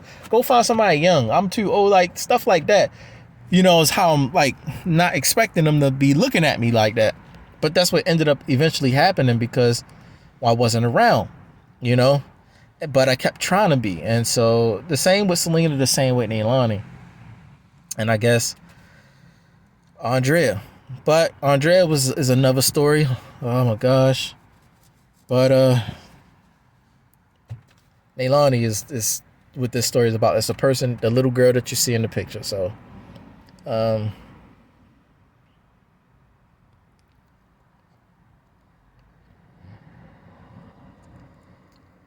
Nalani started to understand, though, that I'm not her biological father. But I still kept coming around to be her father figure.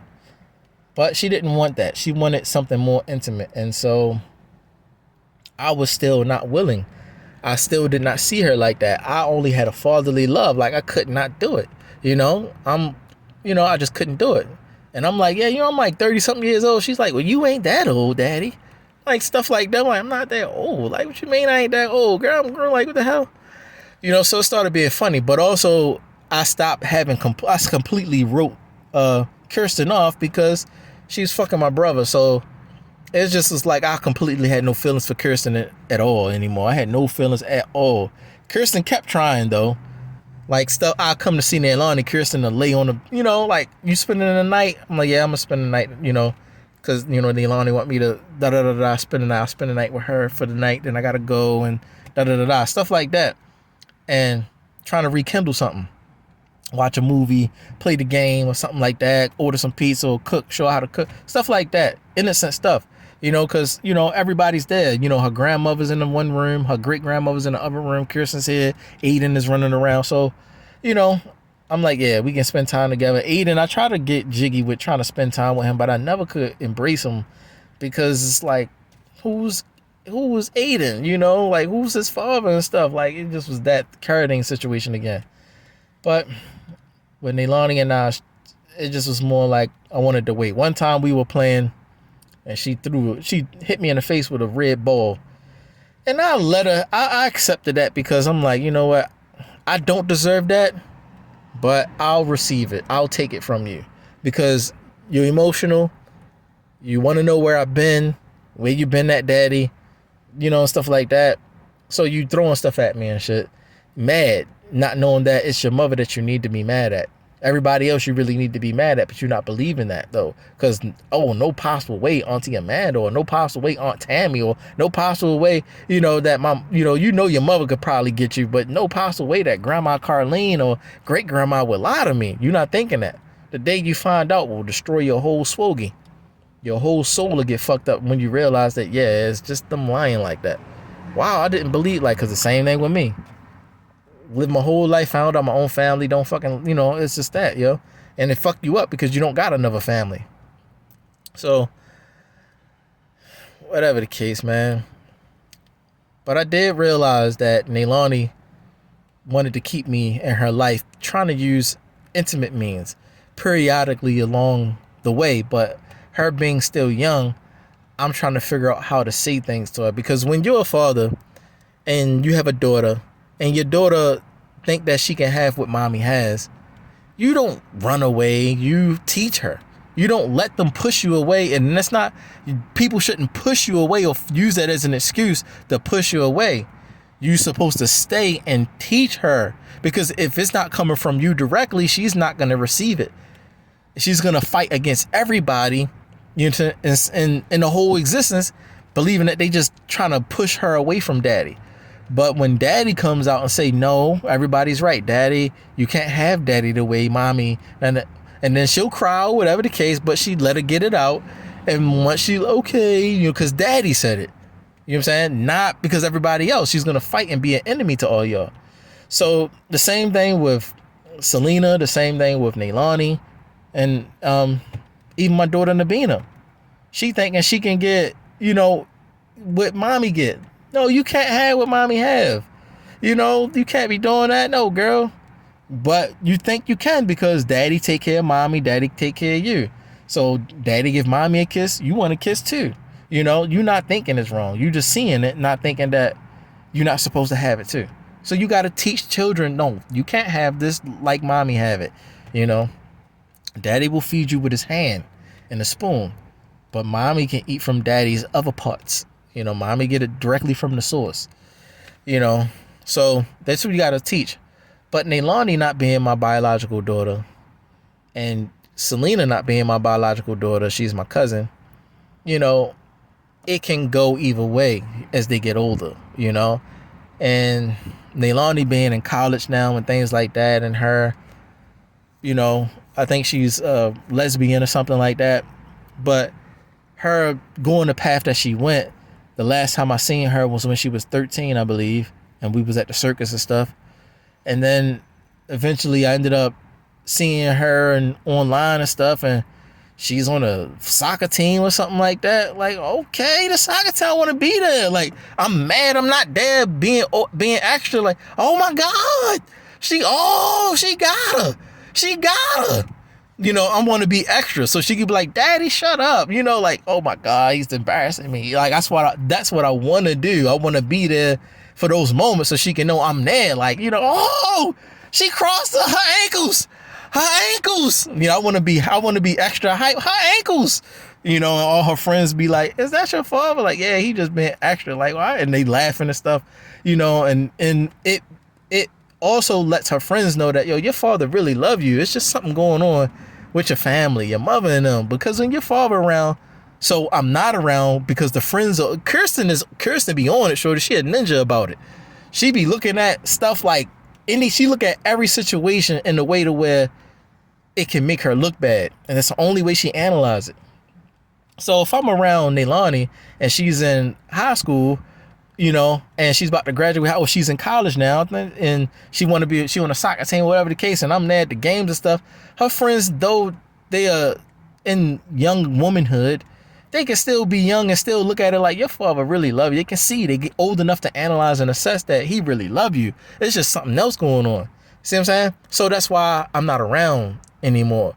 You see what I'm saying? That's why they push me away ultimately. Now I'm saying shit on the fucking camera and shit. So it's stupid. But the last time I talked to Nalani was on the text message, and I felt like Nalani was old enough to know, for me to really express, because I was tired of the tit for tat. I'm tired of the back and forth. I'm tired of the good cop, bad cop shit. I'm tired of the naivety.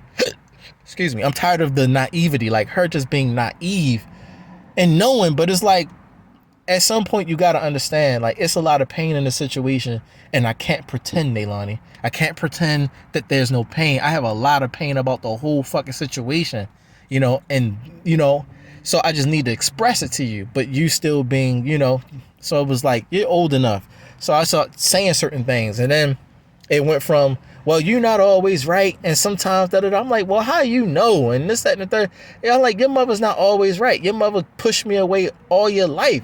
Every time, and then she's like, well, I don't want to hear it, and no. I'm like, well, and then she's just like fussing with me, and then I'm like, well, then I'm fussing back, and then it just got bad. I'm like,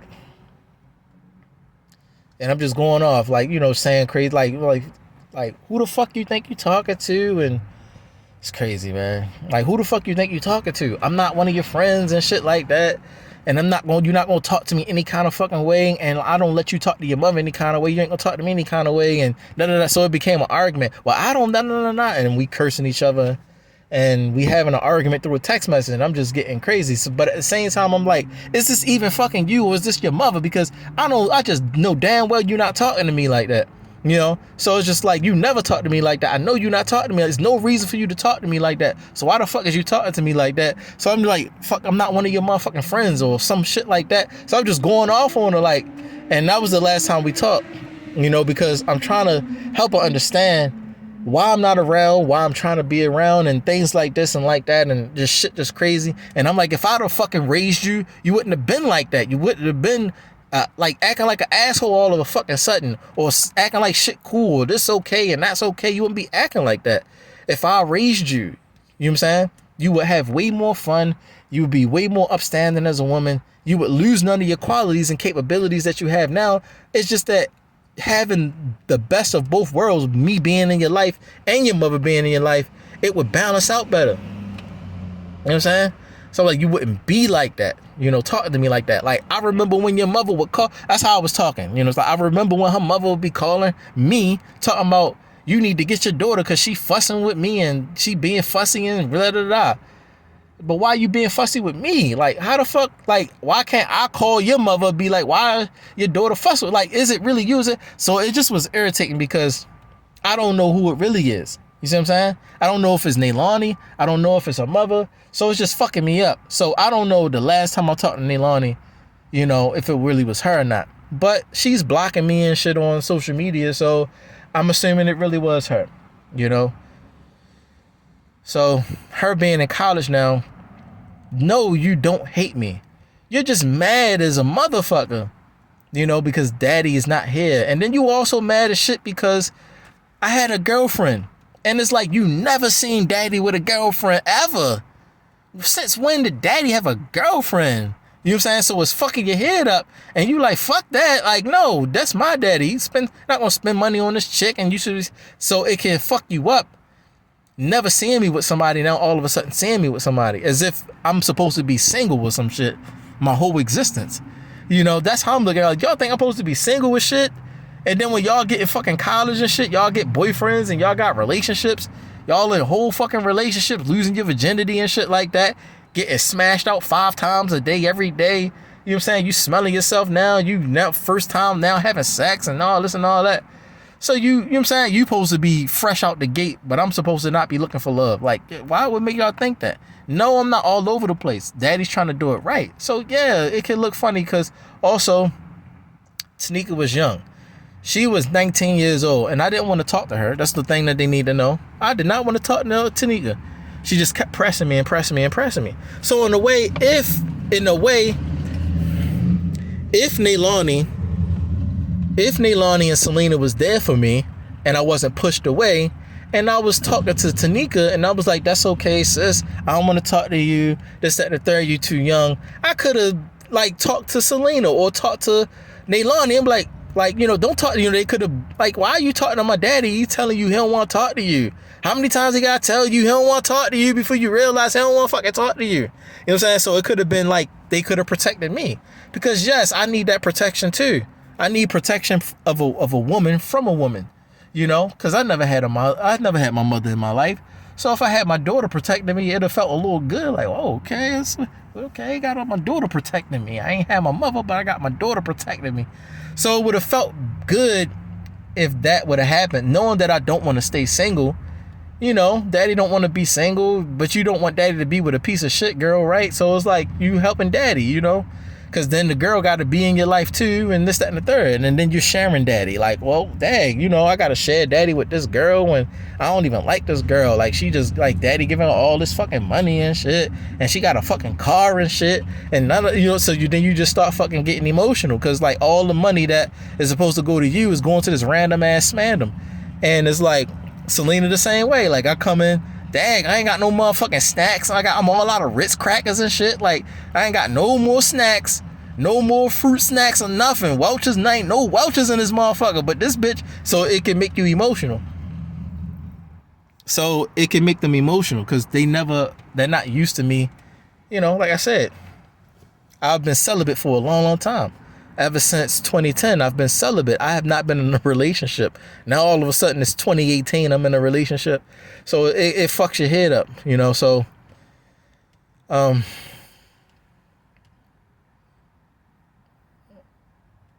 so yeah, man.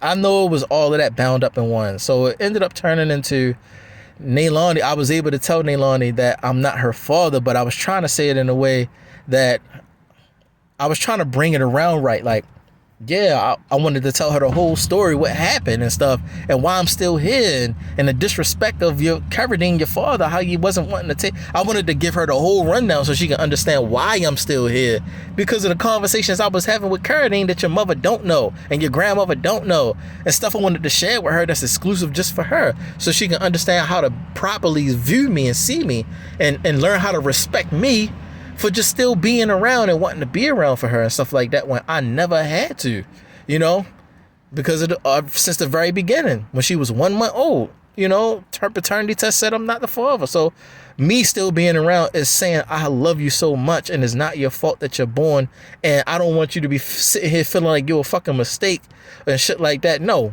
you're precious. I named you. I really wanted to marry your mother and be with your mother when I found out she was, you know, she was pregnant with you, and I really wanted to be a family. You not a mistake to me.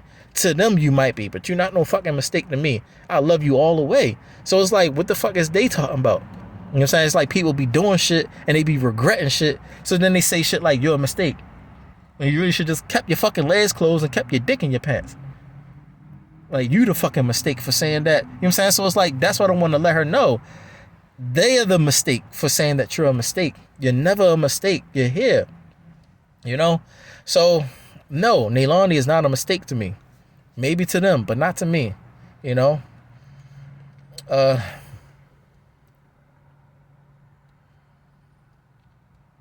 So, yeah, man.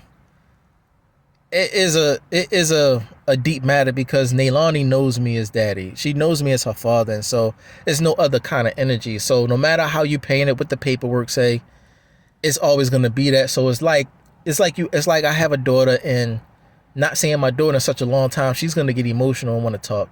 And it's not gonna be where, well, now that I know you're not my biological father, we can walk our separate ways. It's not gonna happen like that. It's gonna be like, well, I don't give a fuck. You're the only daddy I know. You know, you was always there. You're always around. You was there for me. So you're daddy. You're my father. And that's how it became. Throughout the years of when she was young, I was always there, you know, trying to stay and helping her understand and things like that. So it's not going to change. It's just that we had an argument because I said it and she might have took it wrong. Like, you know, I'm not your father. I'm not your real father and stuff like that because the paternity test and this, that, and the third. But I was never able to bring it around right, you know, because they wouldn't let me finish the statements and stuff. So Kirsten be like, and she liked to interject and shit like that. She liked to paint shit. She liked to delete. She liked to delete text messages so that the whole conversation look a certain kind of way. You know what I'm saying? Take back my text message and shit. You know, so it looks funny. It's stuff like that, man. And then it just rubbed off on Nalani. And if I was able to see her in person, I would be able to better communicate with her. You know, it's just that I just want her to know, like, I'm daddy. I'm not your friend. I could be your friend, your best friend, but it's like, I'm not your little friends out here. You know, I'm your father first, and my job is to make sure you're guided right in life and you know the right ways to go in life so that you don't go into society with a fucked up mentality of how things supposed to be, and then you get got.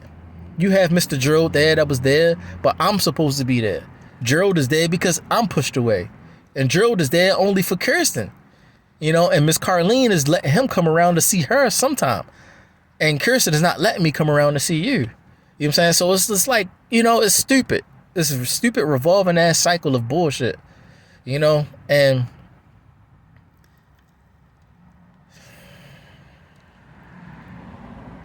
it's just a fucked up mess, yo. It's too painful because when I see Nalani, the first thing I'm gonna do is embrace her, give her a hug, and I know the first thing she's gonna do is cry her ass off and apologize for fussing with me. I know that's what's gonna happen, but it's like, after that, I just need her to understand that I am daddy. I need you to sit down. I need to talk to you. Understand that I'm a grown man. I was a grown man the whole way for your whole life. I understood things way better than you understand them because you wasn't born yet and you wasn't alive yet. So you need to sit and listen to me. You listen to your mother and everybody else your whole life, but you never listen to me. So I need to talk to you about all this, let you know what really was going on. Just like I had to say, you know what, Cardine? Before you pull your knife out, let's talk about men. Let's talk about this like men. And what I do, humbled myself because it might be something I don't know. And it just might be where he's right. They're lying to me. So stay balanced hear both sides of the story and find out some extreme 180 shit is going on. It's a whole 180, you know, like, oh, some shit that I would never, like, I'm completely turning around for. I did not know that was the case, and it would change. I know that that's what's gonna happen when I talk to you about the details, but you not knowing that, being fussy and stuff with me, you know. So if I get that information to you, it would restore our relationship, and then I would be able to be in your life permanently after that. Your mother can't get in the way and be like, you know, bullshit like that. Then it gives me drive. Like, fuck all this bullshit, fuck being in California, all this fame shit, sitting in the fucking streets and shit, type shit, just like dumb shit I'm doing, when I could just be sitting still in Baltimore working. I had a 2-bedroom, 2-bath. I had a 2-bedroom, 2-bathroom, you know what I'm saying, up Randallstown. That if me and Nalani wasn't fussing and fighting and shit, I'm working, she could be in the house. She could go to school from there. She could go to wherever the school she needed to go to. What, you need a car? Okay. You need to go get your provisionals, your license and stuff? Okay, help you with all of that. You know what I'm saying? Instead of taking care of a girl named Tanika, buying her a car and all this bullshit like that, she always eating and always eating good. Refrigerator stay full and shit. You know what I'm saying? Refrigerator stay full. Wi-Fi all day. You know what I'm saying? Doing whatever she want to do. Got a car, she can drive wherever she want to go. Instead of doing that for some girl named Tanika, I could have just been, you know what I'm saying, in Baltimore, doing cable, taking care of Nalani. She could have been living with me, you know, and Aiden could stay with his mother. And if Nalani wanted, she can go and visit them and stuff like that. But she has her own room, her own house with her father, privacy and stuff like that. And she can go out there, you know, stuff like that. Got her own car and stuff. She grown, stuff like that. You know, just don't be bringing no crazy company in the house. No smoking, no drinking in my house. None of that bullshit. We don't do that. Don't be dressing all crazy. Stuff like that. Rules is going to be there. Be a sophisticated woman when you go out and go in. Make sure you represent your family right. Don't dishonor me in the way you act and conduct yourself and the way you dress. Don't dishonor me. You know what I'm saying? So stuff like that. Just, you know. But yeah, here go the keys. Go do what you want to do. Da da da da. I'm going to work or I'm in the house chilling or whatever, you know. If you need me, knock on the door. I'm right here. Da da da. I'm probably doing a teaching video for the Bible or something. Stuff like that. Like, you know, so it's like, come on, yo. It's fucking me up, yo. Fucking me up. I had a daughter before Lamont had a daughter. My best friend Lamont. I had a daughter before he had a daughter. I had a daughter before my friend Greg had a son. But they still get to he get to take care of his daughter. And he get to take care of his son. For some fucking reason, I'm like this exclusive ass person that's like the random ass motherfucking smandom that can't take. What the fuck is going on? Like, yo, them, like, Lamont, he drink all the time. He drink all the fucking time. I don't drink at all. My best friend Greg, not saying that's a do or don't. I'm just saying, making a point, like, come on, yo, it's shit that they do that I don't do. That I'm like thinking, like, what are these women thinking in their mind that I'm doing that make me not a good father or some shit like that? Lamont drink all day. Greg, he smoke all fucking day. But he still can take care of his son. He do cable. I've seen him do cable. He'll go do cable and then had to pop up and pick his son up from school. All kinds of crazy, funny ass situations. He's gotta cut work just to go pick his son up because he got a baby mother that want to be a, you know, whatever the case. And they having issues and shit. So he having struggling to take care of his son. Still trying to do work. Trying to keep it together and shit for his son, for himself. You know what I'm saying? It's crazy. His son got to drive in the cable truck with him while he doing cable. I got to watch his son for him while he do this last job to get that extra little dollar or whatever so his son can get some food, hot dogs and noodles and shit. The fuck is going on? Like, why the fuck I can't take care of it's fucking me up, yo. So it's like, yo, you know, it's fucking me up, yo. It make me want to kill somebody or kill my fucking self because it's like, I love Nalani. It's my daughter. She's been my daughter in my heart ever since I first made the decision to stay around, even though the paternity test said I'm not the father. She's been my daughter in my heart. And also, it made it more stamped because Karen ain't want to fucking take care of her. Like, you don't want to take care of her? Shit, you do. You said she was the fuck going on. You just want Kirsten and run away with Kirsten. But if you can't take Kirsten and run away with Kirsten and start a new life, I can't have Nalani. Well, if I get Nalani, just go fucking run away with Kirsten then.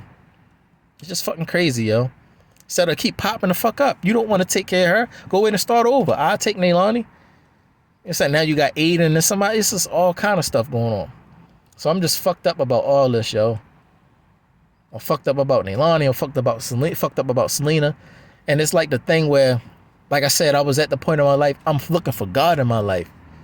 Shit I did when I was a child, everybody did. You know what I'm saying? But I'm the one that came out of the shit like, yo, we got to do better. This shit is not right.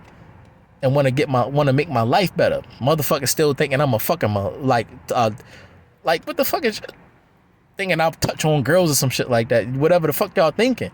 Whatever I did when I was a child, that was when I was a child. I was stupid. I didn't know what the fuck I was doing. I was doing whatever the fuck they told me to do.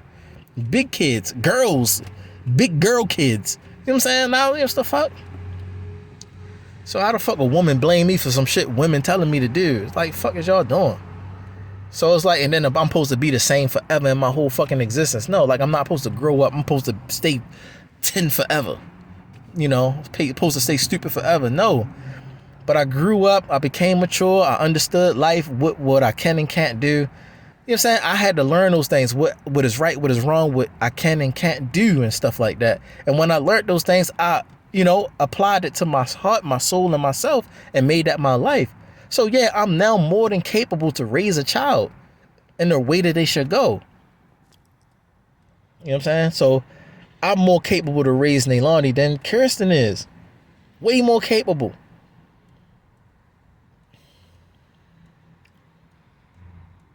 Just that, it's just fucking crazy, yo. It's fucking crazy. I'm irritated, I'm mad, shit crazy.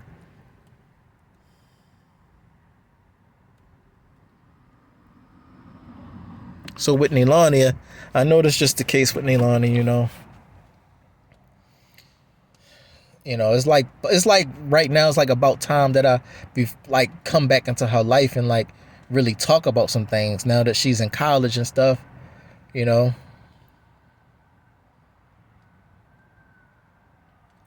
But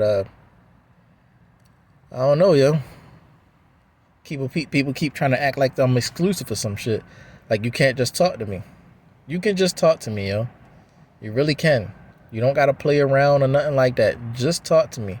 The world might have changed, but I haven't changed, yo.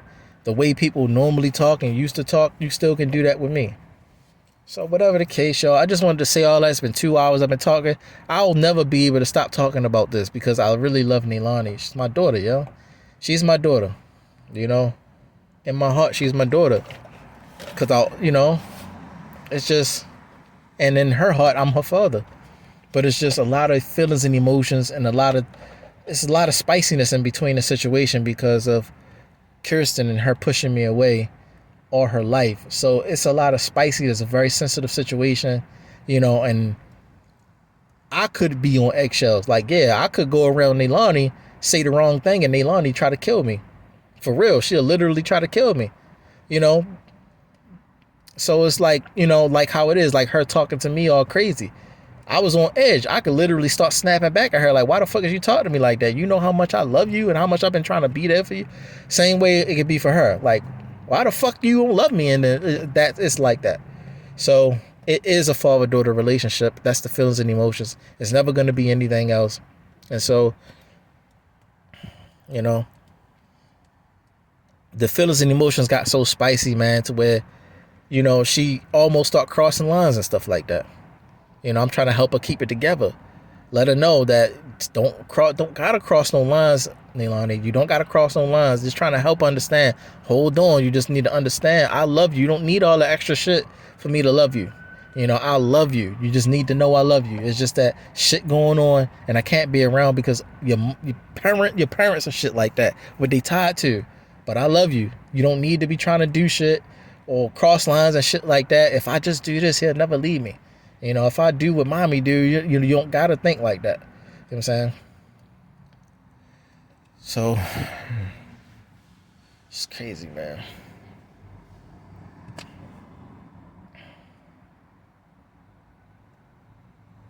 So with that said, I'm gonna let it go, y'all. My heart hurting and shit like that. Talking about this, I feel like I'm about to pass out and die and shit. A little bit, my heart feeling crazy. I can't breathe a little bit. So I'm like getting emotional and shit, and I'm just like malfunctioning a little bit. So let me let it go, y'all. And this is a topic about the little girl that you see in the picture, with me, the baby I see that you see in the picture. It's a lot of pain in that situation. Even to this day, it's a lot of pain. And yes, with Nalani, it's a lot of talking that need to be done. And so y'all might just even be around for the talk. Like, y'all might be seeing shit like that, but it needs to come out. It needs to be done. We need to talk. And like I said, it's life and death. Like, if the pain is that deep, that she need to know and be sure that I love her. Of course, she gonna try to kill me if I don't. Don't nobody else see nobody else as her father except me. Meaning, like, everybody see me as her father, nobody else. So even me. But like I said, when you get pushed away so long, so hard, you gotta numb yourself and just keep living. Just keep trying to live, at least. Even though you got pain about not being around. You do your best to keep pushing. So, with that said, shalom.